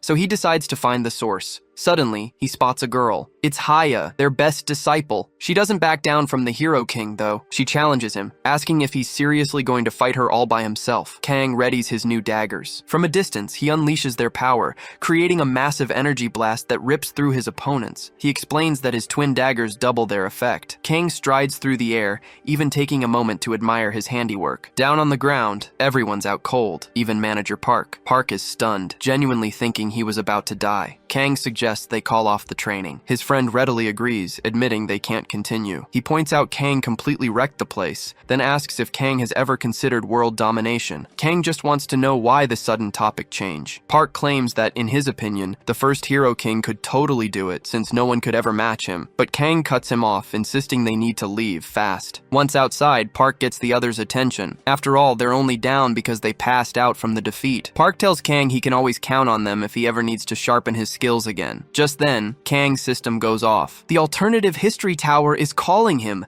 and not just that. Lieutenant General Kilgore is asking for his help. Kang remembers their last encounter, a live broadcast fight. He finds it pretty shameful that Kilgore is asking him for help. Still, he He figures if he refuses and a tower break happens, things would be way worse. Kang declares he's ready for action. His friend asks if he really has to leave right this second. Kang confirms, saying he's heading straight for the United States. Park isn't thrilled about Kang just taking off, wondering what's really going on, but Kang ignores it, heading straight for the tower. He finds Kilgore, who looks incredibly anxious. Kang walks up, asking since when Kilgore got so interested in the tower's inner world. Kilgore jumps, shocked to see Kang there. He wonders how Kang even showed up, positive this tower isn't linked to South Korea. Kang immediately calls him out, asking how he can deny begging for help. Kilgore quickly fires back, insisting he'd never ask for help from someone like Kang. Kang instantly realizes his monarch tricked him. He admits his mistake, apologizing, but then points out that since he's already here, he might as well help Kilgore out. Just then, his system pops up an alert. It says armed fighters, battling enemies of freedom, are looking for an opportunity. Kilgore, softening up, thanks Kang for offering help. He declares that even in a tower world, as someone from a nation built on freedom, forgiveness isn't on the table. He adds that Kang is definitely a good player, and just this once, he'll team up. Kang remarks that in situations like these, Kilgore always cooperates quietly. But Kang also knows the general is truly conflicted by global destruction, and thinks this whole mess could actually be a good thing. He explains that when facing a tyrant, everyone suddenly unites for a common cause. But Kang, who absolutely despises imperialism, brings up that Kilgore once worked alongside a gravedigger outside the tower. Kilgore clearly doesn't appreciate that jab. Kang continues, pointing out that even if Kilgore hated the gravedigger, the fact he joined forces proves Kang genuinely scares the general. He then warns Kilgore, betray him one more time,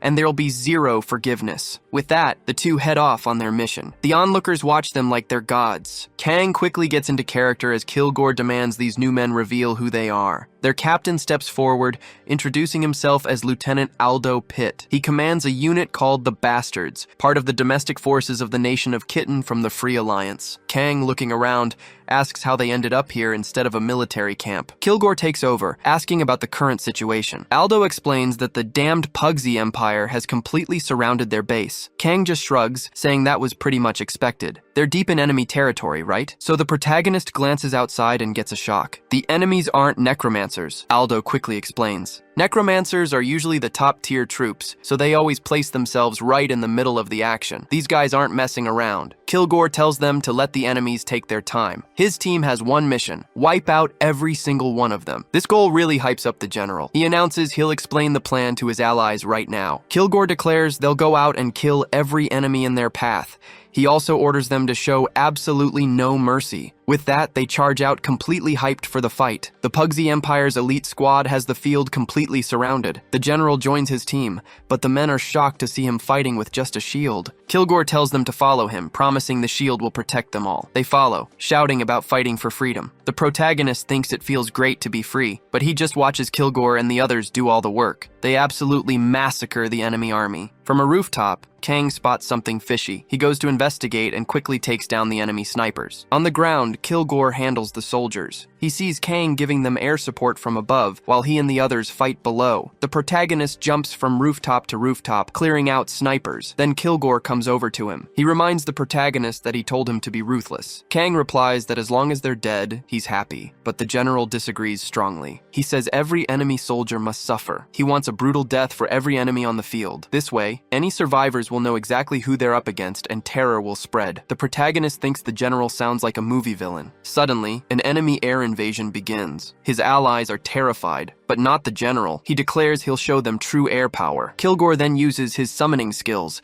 just like he did against Kang in the tower. He summons his F-23s, codenamed Diablo. An intense air battle kicks off. But the enemy jets stand no chance. The F-23s absolutely obliterate them all. The allies cheer for their victory. They celebrate, thanking the players for the win. Kilgore tells them to remember their duty, what it takes to keep the peace. The protagonist thinks it's all nonsense, but the general insists that war is the only way to peace. Kang immediately shot back, arguing that real peace comes from not fighting, but the general wasn't budging. Anyway, the Continental Conquest Tower was finally clean. Meanwhile, across the world, a powerful player stood face to face with his enemies. This was the Gravedigger, and he declared his work was finally done. But to truly bring his twisted ideology to life, he had a request for the immortal monarch. He wanted to delay this specific moment in history. The monarch allowed him this small moment of self-indulgence, and just like that, the gravedigger's return was put on hold. The gravedigger promised to prove his loyalty to the monarch very soon. Meanwhile, back with our heroes, the general kept insisting that starting wars before the enemies did was the only way to find peace. With that, he ordered even more attacks. But the protagonist started to wonder if they weren't actually attacking allied territory. They kept pushing forward. Kilgore mentioned how much he loved the smell of napalm in the morning. Kang pointed out the whole place just reeked of gasoline, but the general snapped back, saying that was exactly what he meant. He called it the smell of victory. The protagonist found the general's attitude pretty pathetic. Kilgore then asked Lieutenant Aldo Pitt for the enemy command base location. Aldo reported it was currently in the Pauhi Empire, specifically in the nation of Kitten, inside a skyscraper in the city of White York. Kilgore was shocked,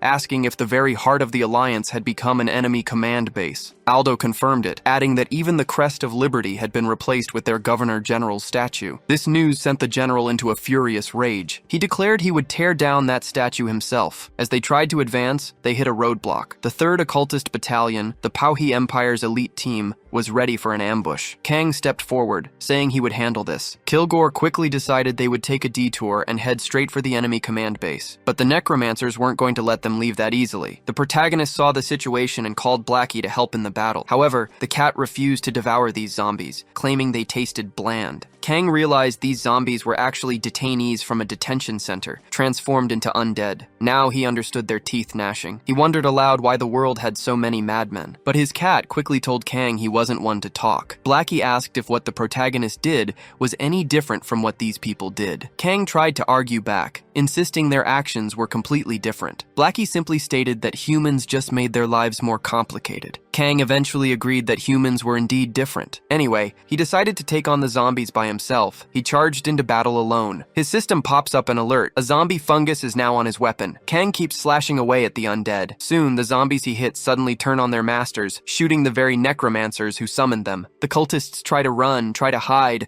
but their own zombies devour them alive. Kang just watches the chaos when someone walks up and asks if he finally gets how strong necromancy is. The mortician wonders who would even believe the hero king caused all this mess. Kang points out there's an American general around too. Turns out it's George Bellmeyer, the honorary leader, and he's not happy about Kilgore being in his territory. But then he tells Kang to forget it and shows off his uniform, bragging that even though it's not like real-world uniforms, it's still super cool. Kang immediately tells the old man to act his age and stop being so childish. He even adds that the uniform looks like something a terrorist would wear. The mortician spots Kang's celestial demon powers, but declares he won't lose. He then shifts into the stance of the Lord of the Grave. Kang asks how a busy CEO like him got a legendary ability. The old man has the same question, seeing the hero king with the Lord of Pestilence's lamp. He states Kang isn't just some common celestial demon descendant. He even claims that magic lamp should have been his. Ready for the fight, Kang switches to his secondary deck, swapping Waking the Dead for Ice Smith. Jerk asks if Kang thinks he doesn't need a monarch's power to fight him. Kang replies there's no point in fighting a necromancer. Jerk then shoots back that the hero king's tongue got pretty sharp while they were apart. They know monarchs are watching, so the fight begins. The old man's power immediately cancels out the poison Kang used on the zombies, completely consuming it. He declares that ashes are destined to return to ashes. The old man sends an army of skeletons, but Kang activates an ability and equips darkness. His system screams an alert.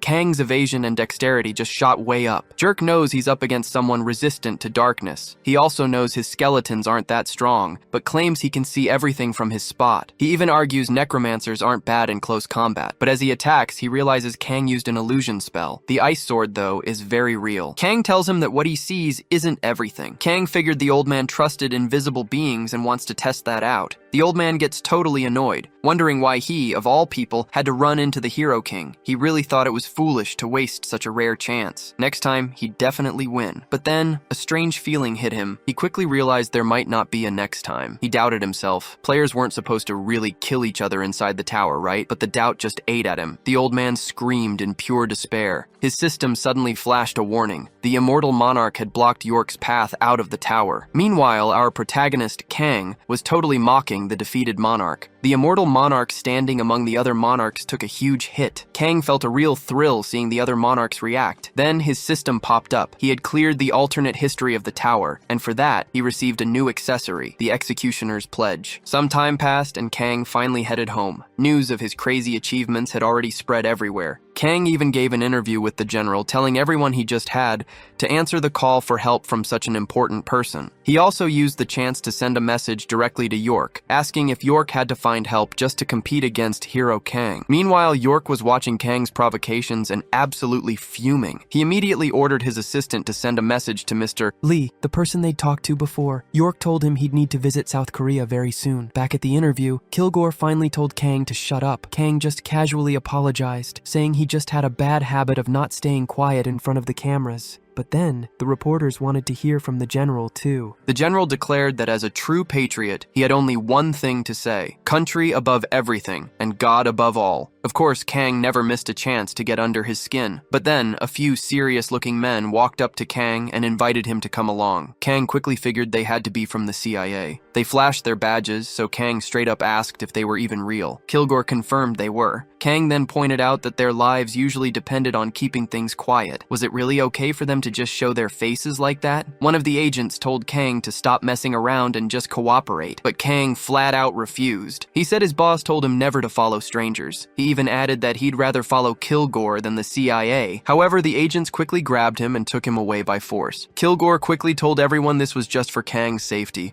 trying to calm down the press, who had seen everything. Pictures of Kang getting captured instantly went viral worldwide. As soon as Park saw it, he immediately told his assistant to track Kang's location. He even tried calling Kang's phone, but couldn't get through. Meanwhile, the agents had taken Kang to a secret CIA safe house in New York City. One of them informed Kang that they were prepping a private VIP jet just for him by tomorrow. Kang wondered if a private jet was really necessary. An agent explained it was already March, and a commercial flight would just put more people at risk of terrorist attacks. Kang then suggested using a tower that leads to Korea, but the agents quickly shot that down, saying they hadn't found any such tower in the US. They did find one that connected to North Korea, though. That was definitely off limits. It could start a full-blown war. Kang asked for some time to sleep until his flight, but the moment he closed his eyes, the agents completely freaked out. Kang immediately wanted to know what the problem was. This time, one agent explained that something strange was going on with this whole situation. Headquarters had even approved releasing the information to Kang. Then, the agent handed over the details for Kang to see for himself. Kang clutched his phone, horrified by what he saw. The scene looked straight out of a horror movie. The agent explained that it happened in East Harlem, just 3 kilometers away, about 4 hours after Kang cleared his last tower. Kang then examined the card left at the crime scene. He instantly knew the face collector had appeared again. But Kang couldn't help but wonder, why now and why here of all places? He figured this was a direct attack, a deliberate provocation. Then, he stood up, instantly making the agents nervous. Kang declared he was going to teach this guy a lesson. He told the agents not to just stand there. They needed to show him the location, especially since the great CIA apparently found this psychopath's whereabouts so quickly. Meanwhile, in the heart of the Big Apple, the killer known as the Face Collector was doing what he did best. The Mirror Monarch thanked him for his work. With that, the psychopath took on the face of a woman. He received a new order. The time had come, and he couldn't make any mistakes. Soon after, he confirmed to someone codenamed M that he understood. The Mirror Monarch then encouraged the player, telling him he could become anything he wanted, even the legendary King Hero. This made Kang start analyzing the true powers of the Abyss. He knew some players in the Abyss, also called the Rankless Kingdom, deliberately avoided using equipment or skill cards. They even hid their names on the leaderboards. These players were known as Abyss Powers. They could be intelligence agents from various countries needing to hide their identities,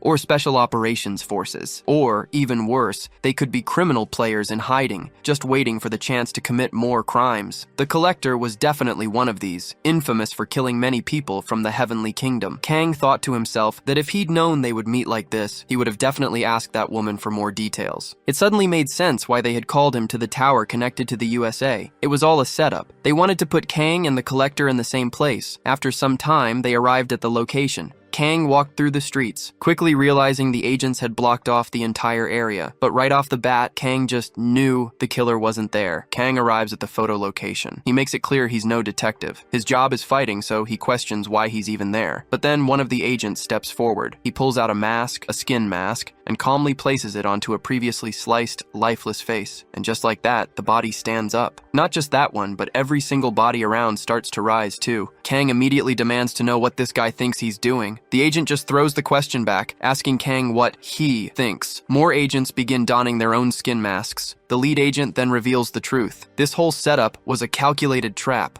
designed specifically to capture the king hero. But Kang was already one step ahead. He'd pretty much expected something like this all along. He starts getting ready for a massive fight, declaring that the king hero's real specialty is actually walking straight into a trap. With that, he drew his dual weapons and charged at the enemies. The transformed individuals started to close in on Kang. He readied his weapon to defend himself. He swiftly slices one of the foes. Then, with a swift move, he plants a kick right on another attacker's chin. But another foe swings a sword, and he blocks it with his arm. Everyone in the room starts talking at once, asking if he didn't think that ability was super strong. This shocks Kang, his eyes widening as he sees them all acting like identical zombies. He puts a hand on his hip, cracks a smile, and declares it's more like something truly bizarre. Then a voice from the back of the room says that, as expected, he isn't that strong, and M is the only one who recognizes him. Our protagonist demands to know who this M is. Is he the boss of the secret organization, the one formed by powers from the abyss? The voice confirms it,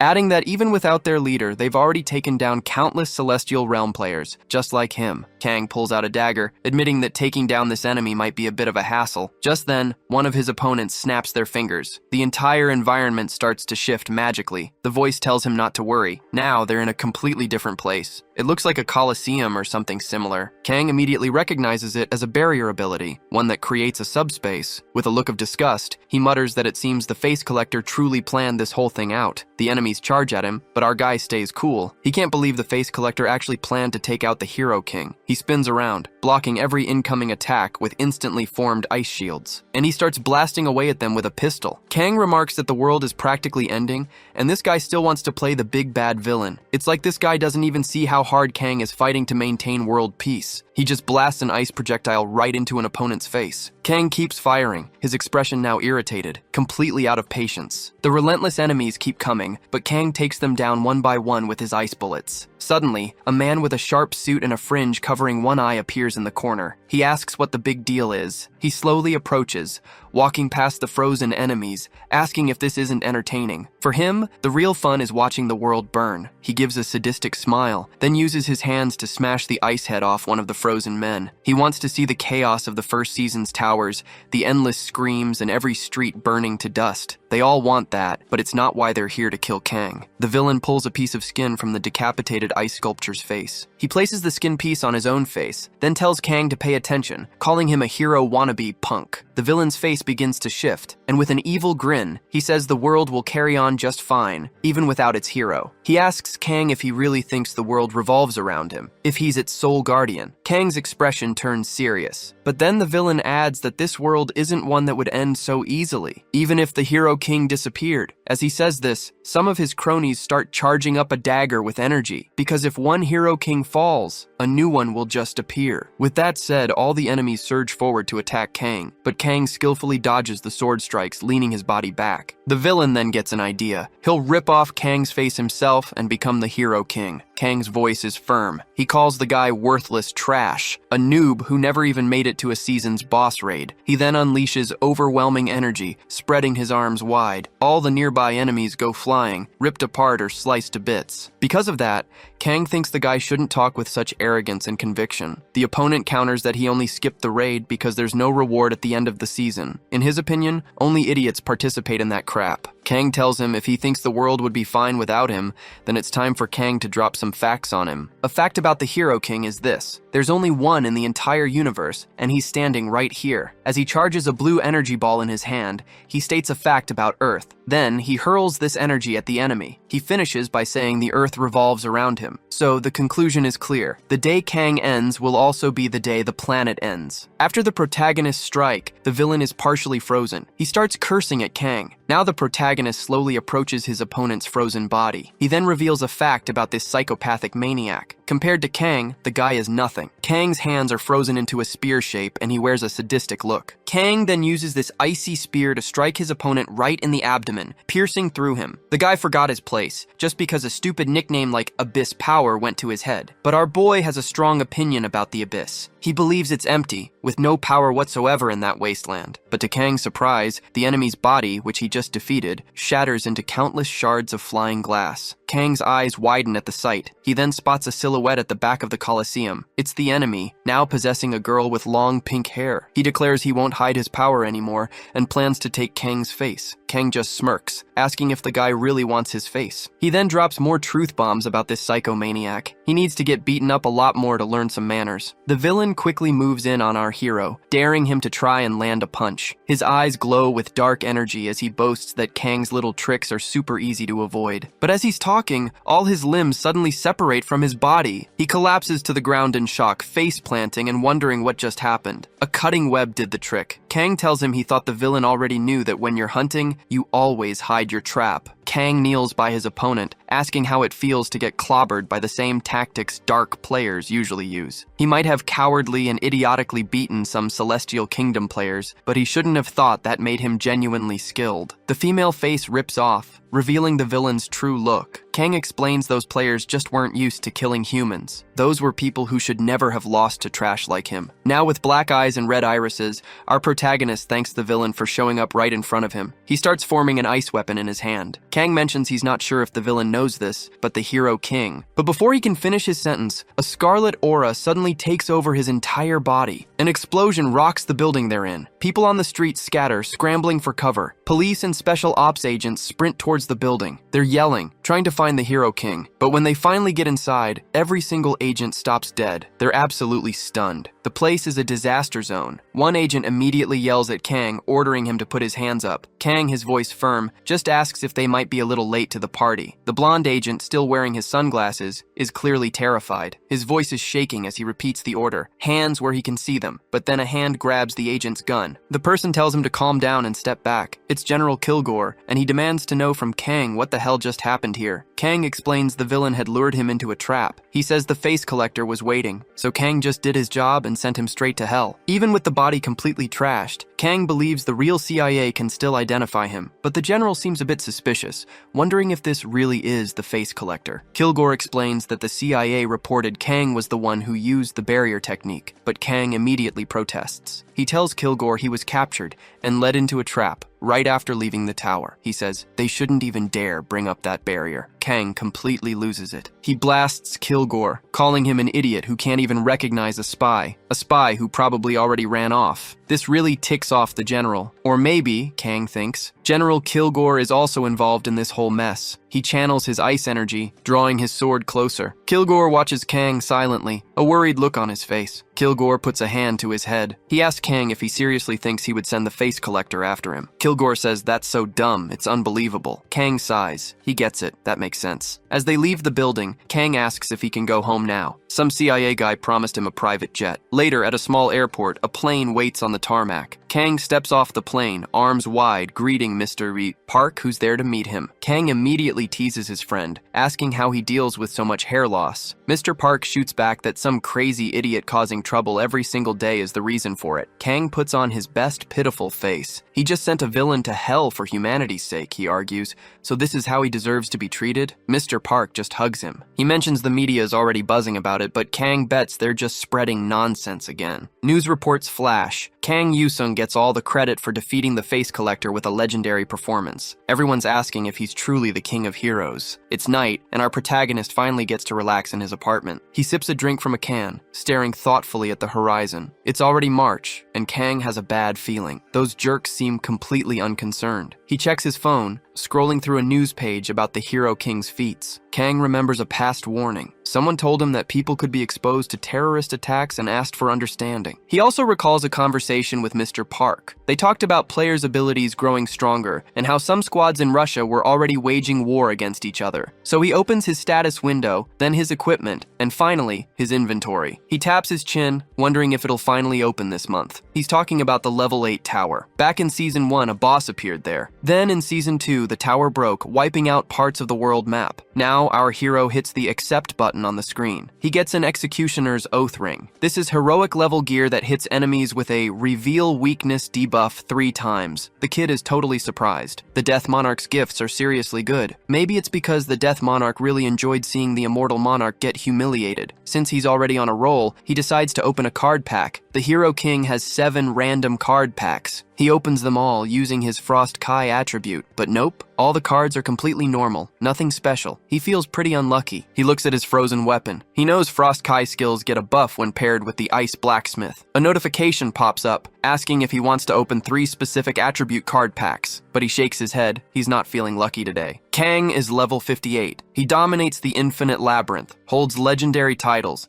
and wields a deck of assassin skills. He's an unstoppable force in Season 6. The kid scratches his chin, checking the info. He spots 5 stacks of Assassination Warning 1 from his amulet, plus 3 oaths. And with that reveal weakness debuff on top, he'd have a seriously respectable full stack. 2 days fly by, and now we're looking at a player forum. A drawing pops up, a hooded man, 2 spears, and masks. This guy shows up in level 3 to 5 towers, and get this, he cries before he kills. Other comments are all about this crying villain, with users arguing and slinging insults like any typical internet forum. Total chaos. The man with glasses scrolls through his phone. He can't believe the Hero King would actually be in this chat, but guess what? It totally is him. Still, he decides whoever's posting all these comments clearly has way too much free time on their hands. He glances back at the forum. He'll track down these trolls and deal with them no matter what. Next, he opens a new tab, this one about the association. People are ripping into the association workers, calling them useless and demanding they get fired. This really gets him heated. Out on the streets, people are living their normal lives. But suddenly, something grabs everyone's attention. Even a couple about to share an embrace stops dead, stunned by what they see. Men in suits start moving through the area. Onlookers wonder why the Reaper is showing up now. A stylish blonde man declares he's heading into the tower to fight. He tells the others to be ready to capture him the moment he steps out. This elegant man is leader Lee Si-hyuk, the Reaper himself. He has a serious expression, wondering how that jerk dares to break the rules in his city. He keeps his word and storms into the arena tower. He asks the hooded figure if he's the villain causing trouble for all the rookies. The crybaby villain replies that the Reaper took his sweet time showing up. He then adds his robe was so hot he had to cover it in ice. Lee Si-hyuk is completely shocked. He recognizes that voice instantly. He can't believe the villain could actually be him. The figure then sheds his black robe, revealing metallic blue frozen armor. He declares that they never gave the Hero King the respect he deserved. Since everyone loves all this crying so much,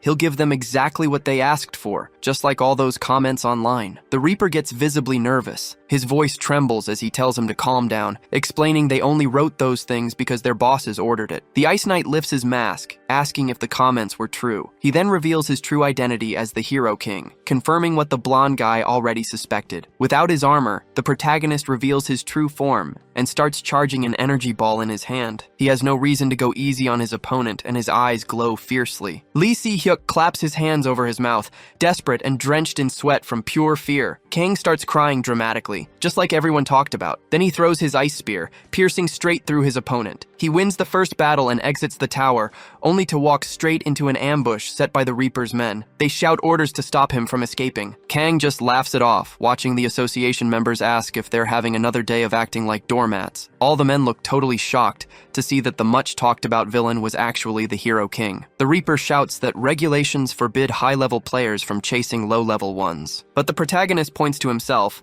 asking if every player in the world isn't low-level compared to him. He pouts, saying it's not fair because he wants to join the arena too. All the men in suits stare at the guy with judgmental looks. He asks if he's committed a crime or if he should just sit around twiddling his thumbs waiting. He crosses his arms, annoyed, and adds that the association isn't the law, so their rules don't apply to him. If the Reaper has a problem with that, he should try to stop him. But the blonde guy backs down, unable to even look the Hero King in the eye. His companions are completely baffled. So Kang turns his back on the men, declaring he'll go after everyone who called him a crybaby and give them a good beating. Kang gives the men in suits a sarcastic, mysterious side-eye. He tells them everyone will soon see how incompetent the AJC truly is, because he doesn't give a damn about their penalty points. One of the suit-wearing guys grinds his teeth in pure rage, but he knows there's nothing he can really do. Then one of them starts to speak, and Kang turns back to listen. The guy with the bowl cut admits that he was the one posting all those crybaby comments on the forums. He puffs out his chest,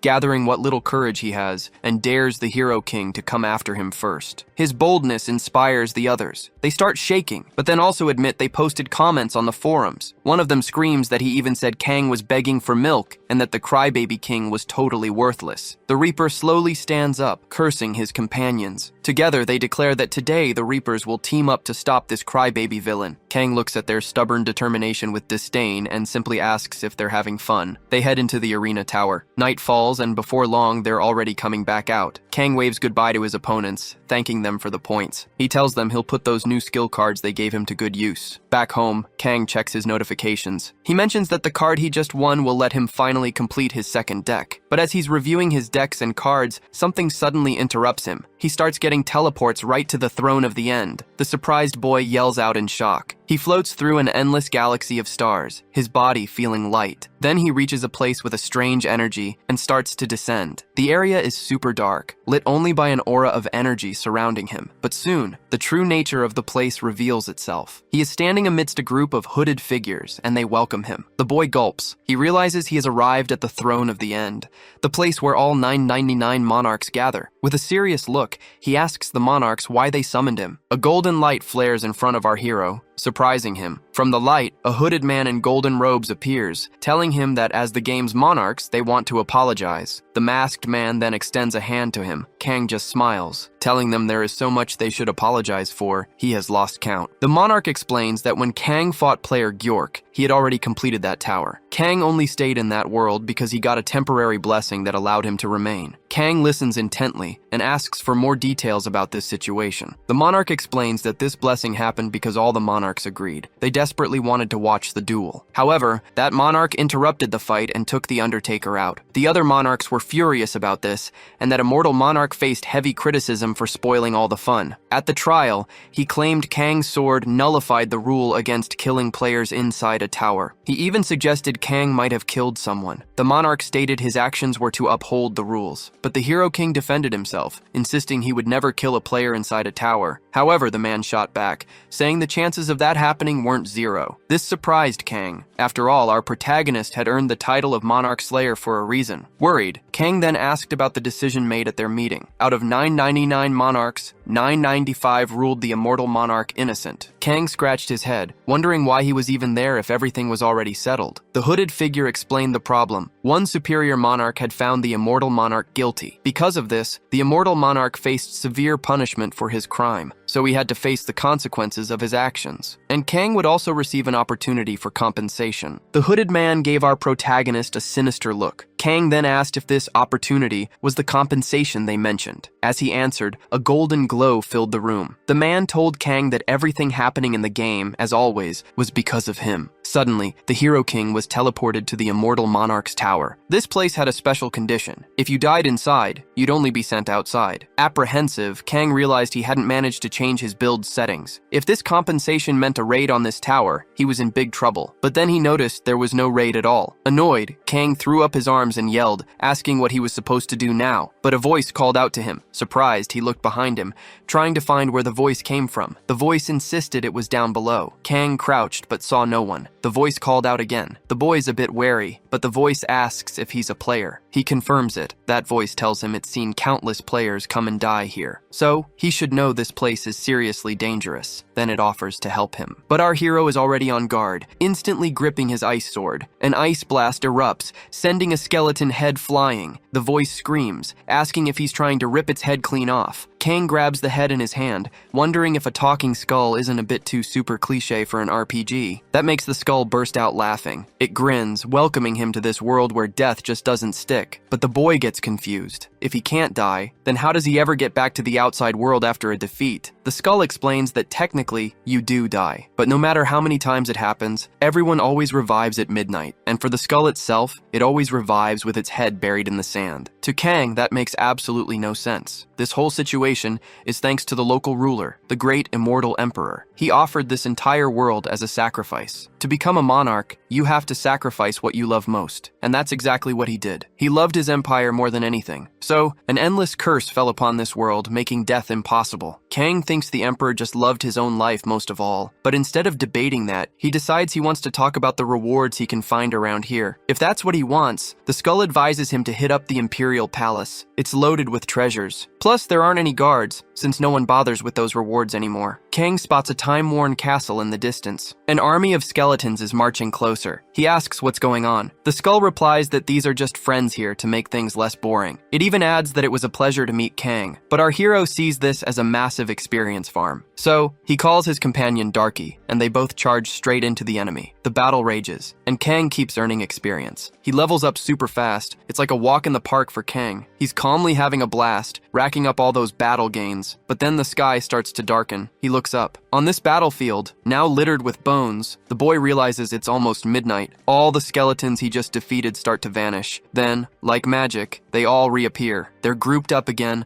a full army right in front of him. Kang gets it. This must be where the enemies respawn. That's why they come back every single night. He gets super excited. He realizes this is an amazing place to really enjoy himself. Our protagonist walks a little further, and what does he find? An oasis right in the middle of nowhere. He uses his points and the awakening stone to unlock sword manipulation. This skill imbues his blade with flames and lets him control swords freely. Now that he's got sword manipulation awakened and he's hit level 69, he decides it's the perfect time to go hunting for treasure. The skull's eyes practically glow with excitement. It tells Kang the great immortal emperor's treasure is inside the castle and they're about to get rich. But then the moon shines in a strange new way. Its purple light starts to reveal something odd right there in the oasis. Kang sees it and lets out a big sigh. He's clearly not thrilled. With a sarcastic tone, he comments on how threatening the castle looks. Then, he slowly moves closer. The ground beneath him gets slick with puddles. He needs to cross the lake to reach the castle, getting soaked in the process. The water gets deep enough that he has to duck his head under. He figures he'll be furious if this whole ordeal leads to nothing special. When they surface, the skull lets out a relieved shriek. It claims it thought it was going to die and turn back into sand. Kang just deadpans, asking if skulls even breathe. Anyway, he tells it to stop blabbering and just point to the treasure. But the skull's mood instantly shifts. It screams the immortal emperor's name. Kang's eyes also go wide, staring ahead. They face a grand throne. The skull declares itself a loyal servant of the empire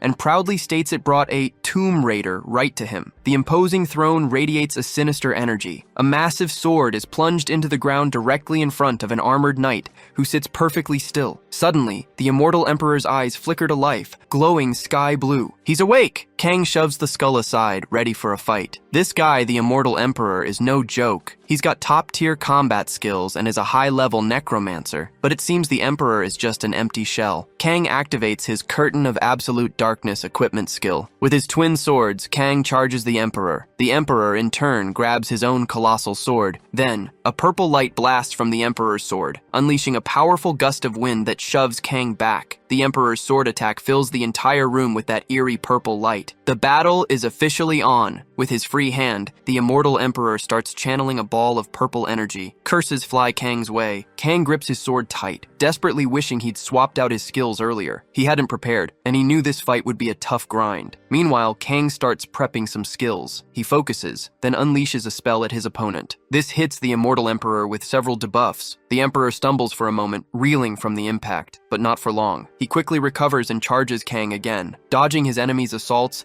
Kang realizes he should have activated his murder warning before coming in. The speed debuff means Kang can't land a single hit on the emperor this way. He spots an even bigger threat alongside the emperor's attacks. Several hooded specters fly toward him. These are the souls of the dead, emanating from the emperor's sword aura. Kang tries to defend with his ice sword, but there are too many attacks at once, and the emperor closes in from behind. The emperor, using both hands, prepares a lethal strike and lunges at Kang, but Kang spots the attack just in time. His eyes flash. Just as the emperor unleashes his gigantic sword's attack, Kang blocks it, preventing the damage. But just by touching the blade, even without taking damage, Kang gets hit with nasty debuffs, malign touch, and a speed debuff. These curses are already a massive headache for him, and having to deal with the sword's unique skills just makes everything worse. So, he activates Celestial Demon's Fall. This skill permanently grants him some of the Celestial Demon's abilities. While still defending, Kang wonders if this skill lets him absorb a portion of his opponent's experiences and memories. Then, at a crucial moment, Kang locks his two swords onto the enemy's giant blade. With a powerful move using both arms,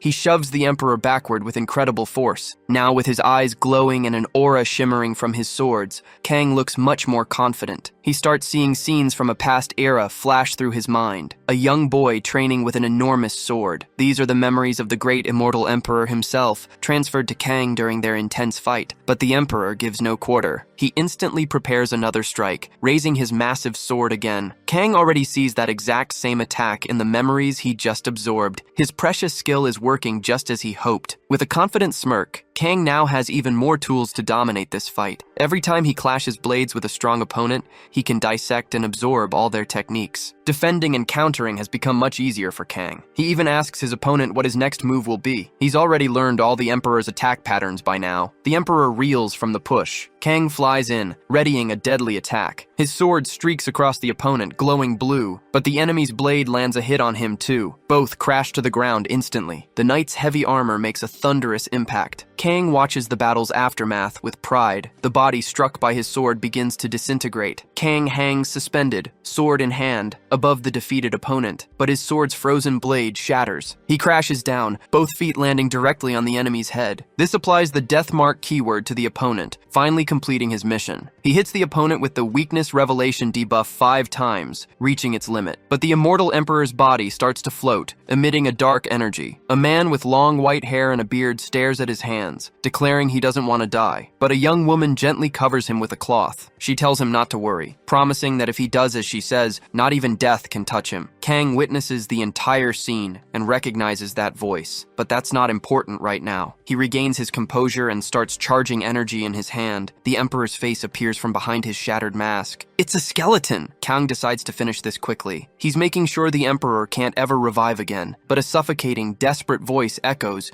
screaming it didn't want to die. It claimed this was its empire and it needed more dark magic. Kang unleashes an energy beam through the Emperor's body. The Emperor screams one last time that it refused to die. The hero gives a respectful bow. The tower world is collapsing in 179 seconds. Skeletal feet approach him. A familiar voice says it knew he could do it, but Kang isn't falling for that sweet talk. He glares, insulted by the treacherous skull. This wasn't just some servant skull, it was someone who had tricked the Emperor long ago, and its sins were finally out. The hero ignores all the flattery. He just tells it to reveal the treasure's location, and fast. Now in its former body, it hands the hero a card pack with ghost and cursed abilities. Plus it gives him the Emperor's black armor and an immortal king's domination blessing. It asks if he liked them, and Kang says yes, but then he asks what it meant by him saving it. The skull explains that with the Emperor's death, the eternal resurrection curse went with him. No one else would revive there. He asks if the ceiling will fall and crush him to death. The skeletal figure explains that if he dies, he'll just return to his own world. That's what the monarchs had promised. This surprises Kang, and he asks how it knew that, but without answering his question, the skull just waves goodbye with shining eyes as the place collapses. Sometime later, the hero is safe. He looks over everything he gained and his new builds. Sitting on the bed, he decides to try on the new armor he got from defeating the Emperor. Kang checked the settings screen. His third deck was finally ready. Kang grinned. The rewards were seriously good, and that skeleton was actually pretty generous. But the goodbye was strange. It was like the skeleton knew he'd see Kang again. Kang wondered what that skeleton really was. Then, Mr. Park called. Kang answered, only to immediately get an earful. His achievement points were absolutely skyrocketing on the leaderboards. Kang explained he'd found a great spot to level up, but even at level 69, the level 8 towers were still locked. He only needed about 20% more XP for his second awakening. Truly the king of heroes, right? Park laughed, saying Kang might become the Monarch king at this rate, but Kang just went silent. Then he managed a weak, awkward chuckle. Kang told Park to cut the nonsense and asked for recommendations. Park said it wasn't exactly a recommendation, but there's this bizarre tower. Some players who went inside abruptly gave up on raiding it. Once they came out, they claimed they would protect the tower. Park found it all super weird. He figured they'd completely lost their minds. It looks like a player with high mind control resistance would need to go in and check it out. Kang scratched his chin. realizing he had a blessing that gave him super strong mind resistance. It's called Crystal Clarity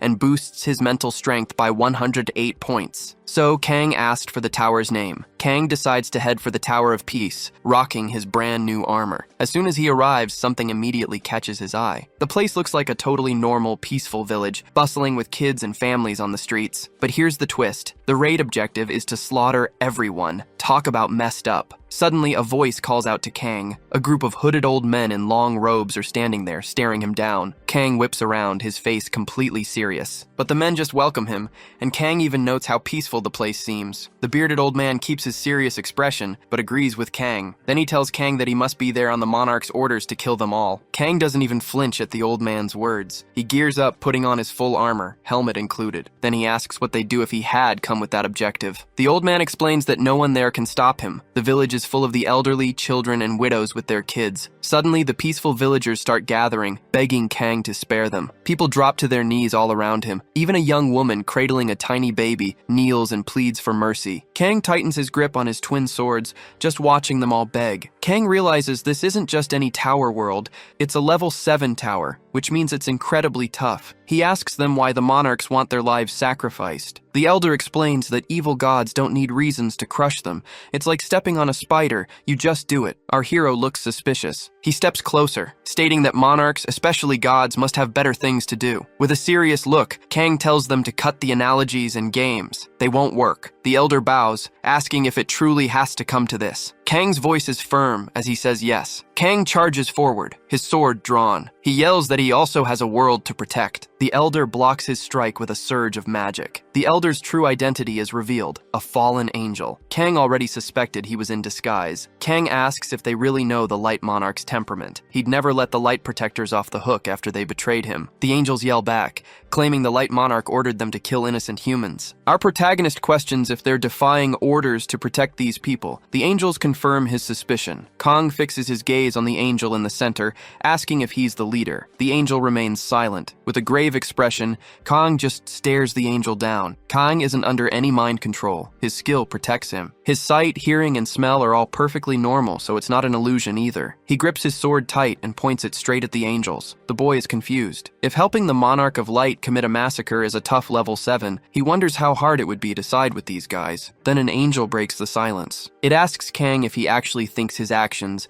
serving as a puppet for the monarchs, are justified. He takes off his helmet, calmly closes his eyes, and simply says no. The watching angels are completely taken aback by his attitude. The woman with the baby in her arms begs him to spare the angels and children, even offering the rest of their people as a sacrifice instead. But the protagonist hangs his head and says sometimes, you just have to pick the lesser evil. The angel gets furious and yells, asking if Kang is really ready to sacrifice their world just to save his own. The boy raises his arms and says from his point of view, that's actually the least terrible option. The angels immediately draw their swords and get into battle-ready positions. The women, children, and elderly hug each other tightly, praying in utter despair. The protagonist finishes his thought, recalling that a TV hero once said if he had to choose between two bad things, he wouldn't pick either one. The angel, still holding its two swords, now looks completely startled. Kang plunges his sword into the ground and the soil transforms into a weird green liquid. He then looks up and screams at the top of his lungs. He shouts that as a player, he's quitting this raid. Everyone immediately starts judging him, and the Monarch of Light absolutely erupts in anger. But the hero king is forcefully yanked from the tower, expelled by the Monarch of Light itself. The monarchs just laughed and said they supported his decision. After all, he failed to raid the Tower of Peace a second time. A level 7 tower break was about to happen. Looking up, the kid realized he finally pulled it off. A voice warned him they had barricaded the tower's location. They also ordered an evacuation up to 5 kilometers away. Kang got on the phone and asked them not to send other players. He said they would only get in his way. The person on the other line yelled back, did Kang even understand the situation? This was a tough tower,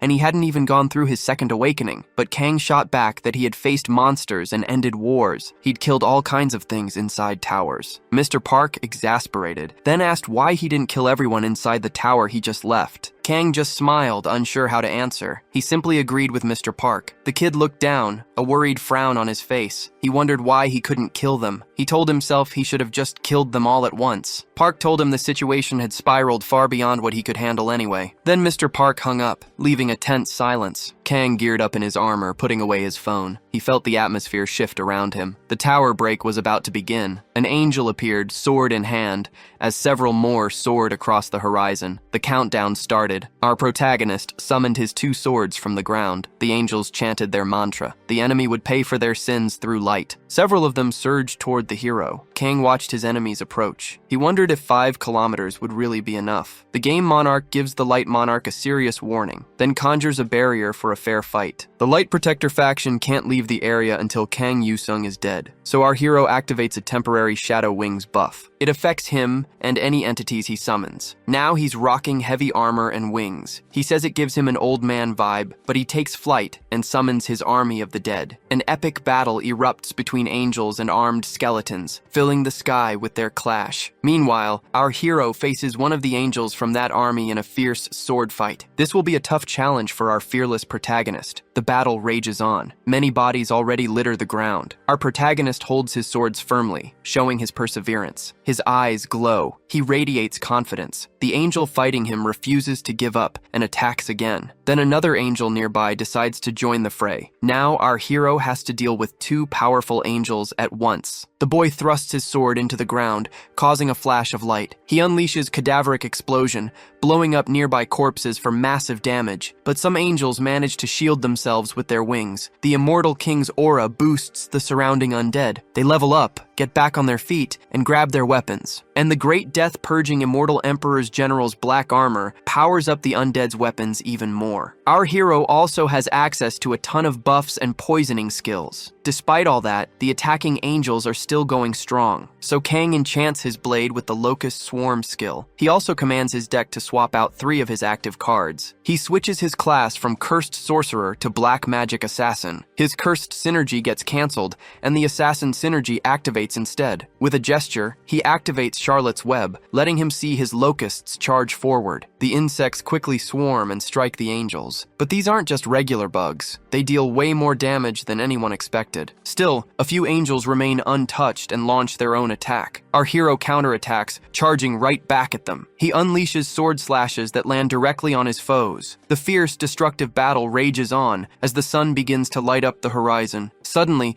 the monarch's barrier shatters into countless pieces. Kang wipes out all his enemies. His buffs vanish, and he stops the tower from breaking. Plus, our hero hits level 70. The moment the battle ends, reporters rush in, clamoring to speak with our hero. He watches the chaotic crowd charging right at him, but with a wave of his hand, he starts summoning his loyal companion, Darky. He hops onto Darky. The persistent reporters demand to know why he abandoned the raid. They also ask if he was confident he could stop the tower from breaking by himself. With a friendly smile, the young hero says he'll explain, but first, they need to calm down. But the men ignore his request. They swarm him, asking if he quit the raid on his own accord. Keeping his voice calm, he confirms it was on purpose. This shocks everyone around him. They finally fall silent. A man from the back of the crowd asks if he's essentially confessing to allowing a terrorist attack. Kang dismounts Darky, asking how that could possibly be considered terrorism. The man who asked the question is from SciPio, the International Player Police Organization. They came because they thought now was the perfect time. They're also known as player killers. Our protagonist says he understands that without any context, it looks like he's completely lost his mind. But he tells them not to worry, because despite everything, that hasn't happened yet. He offers a gentle smile. The protagonist explains that when he first entered the tower, the mission was to kill everyone, even the weak ones. If they didn't believe him, they could ask the residents there. So he found a more peaceful way to handle it. And again, he told them if they doubted his words, they could ask the players who tried before and gave up. A man from the crowd asked if he didn't think he was being irresponsible, considering the massive potential damage. Kang sighed and shot back that he prevented the tower from breaking without a single death. In his view, that's a player's duty, to protect their world. But the crowd started arguing there was no guarantee the world inside the tower was even real. With a sarcastic tone, he asked them, even if it was real, did they truly think this world was more important than the tower world? He wondered if he should just follow orders and sleep soundly, knowing he'd killed every innocent in that place, including the children who lived there and everyone else who couldn't even defend themselves. Another man asked if he was saying he'd conquer the world just to save his conscience. He shot back that he simply assessed the situation and saved both worlds because it seemed possible. And if that guy was so bothered about a few park trees, he could send the bill to his manager. To wrap things up, he recommended that for all their problems and fears, they should all go see a psychologist because he had nothing to do with it. The sinister man from the back started talking again about the protagonist's moral conflict. He claimed it could one day lead to the destruction of the world, but Kang just laughed at that. He then said he thought they had a much bigger conflict on their hands, so he asked why he should save the world. The man then claimed Kang's actions were childish and that holding the world hostage was ridiculous, but Kang just mocked what he said. Still smiling, Kang asked how a low-ranked player could ever understand a true challenger. He shed his heavy armor, stretched his arms out, and told them to just end things peacefully. The CIPO agents exchanged glances the moment the kid made his move. They then swiftly moved through the civilian crowd. Some of them rushed Kang. One woman even pulled out a hairpin to use as a weapon. They yelled that in the name of international player law for causing a tower breach, player Kang was... But before they could finish, Mr. Park suddenly appeared and yanked our protagonist into a portal. In the blink of an eye, he and the kid vanished into the sky, leaving everyone absolutely speechless. They quickly reappeared, far from the chaotic crowd. A voice declared that before any international law, they would take custody of player Kang, and that national law must be applied first. Then a barrier of sharp thorns materialized, stopping the CIPO agents cold. So, despite everything, our hero still ended up in handcuffs. With a calm expression, Kang explained that a villain always stays positive, even when they are getting arrested. He added that it is always the henchmen or gang members who get caught, and they always have an escape plan ready. The driver told him to stay put until Mr. Park showed up. Meanwhile, the monarchs started chiming in, showering our protagonist with countless blessings. Mr. Park pulls up in the car. He tells them to get out of there fast before he loses any more hair. Looking back, the driver points out that statistically, Mr. Park is already at the age where hair loss happens naturally, stress or no stress. Kang just smiles, admitting he might be a little to blame for the hair situation. Mr. Park quickly replies, saying he's actually happy. Why? Because Kang prevented the tower from breaking, and without any major damage. Our protagonist then asks how long until the level 8 towers open. Mr. Park is annoyed by the sudden change of subject, but he answers anyway, explaining they'll open based on player strength. And our hero, he looks like he just got an idea. He realizes he didn't know for sure before the season started, but now it just hit him. Suddenly, a notification screen pops up for everyone inside the car. Not just them, but for anyone and everyone nearby too. It looks like our protagonist's efforts just unlocked level 8 towers and above way ahead of schedule. And with that, the chance to keep world peace just got a whole lot closer. Meanwhile, a man grips his mug, his hand trembling like crazy. He's in the infinite labyrinth, seeing a new update. Level 13, 14, 15, and 16 towers are now active. Everyone must protect the world from threats nobody has ever seen before.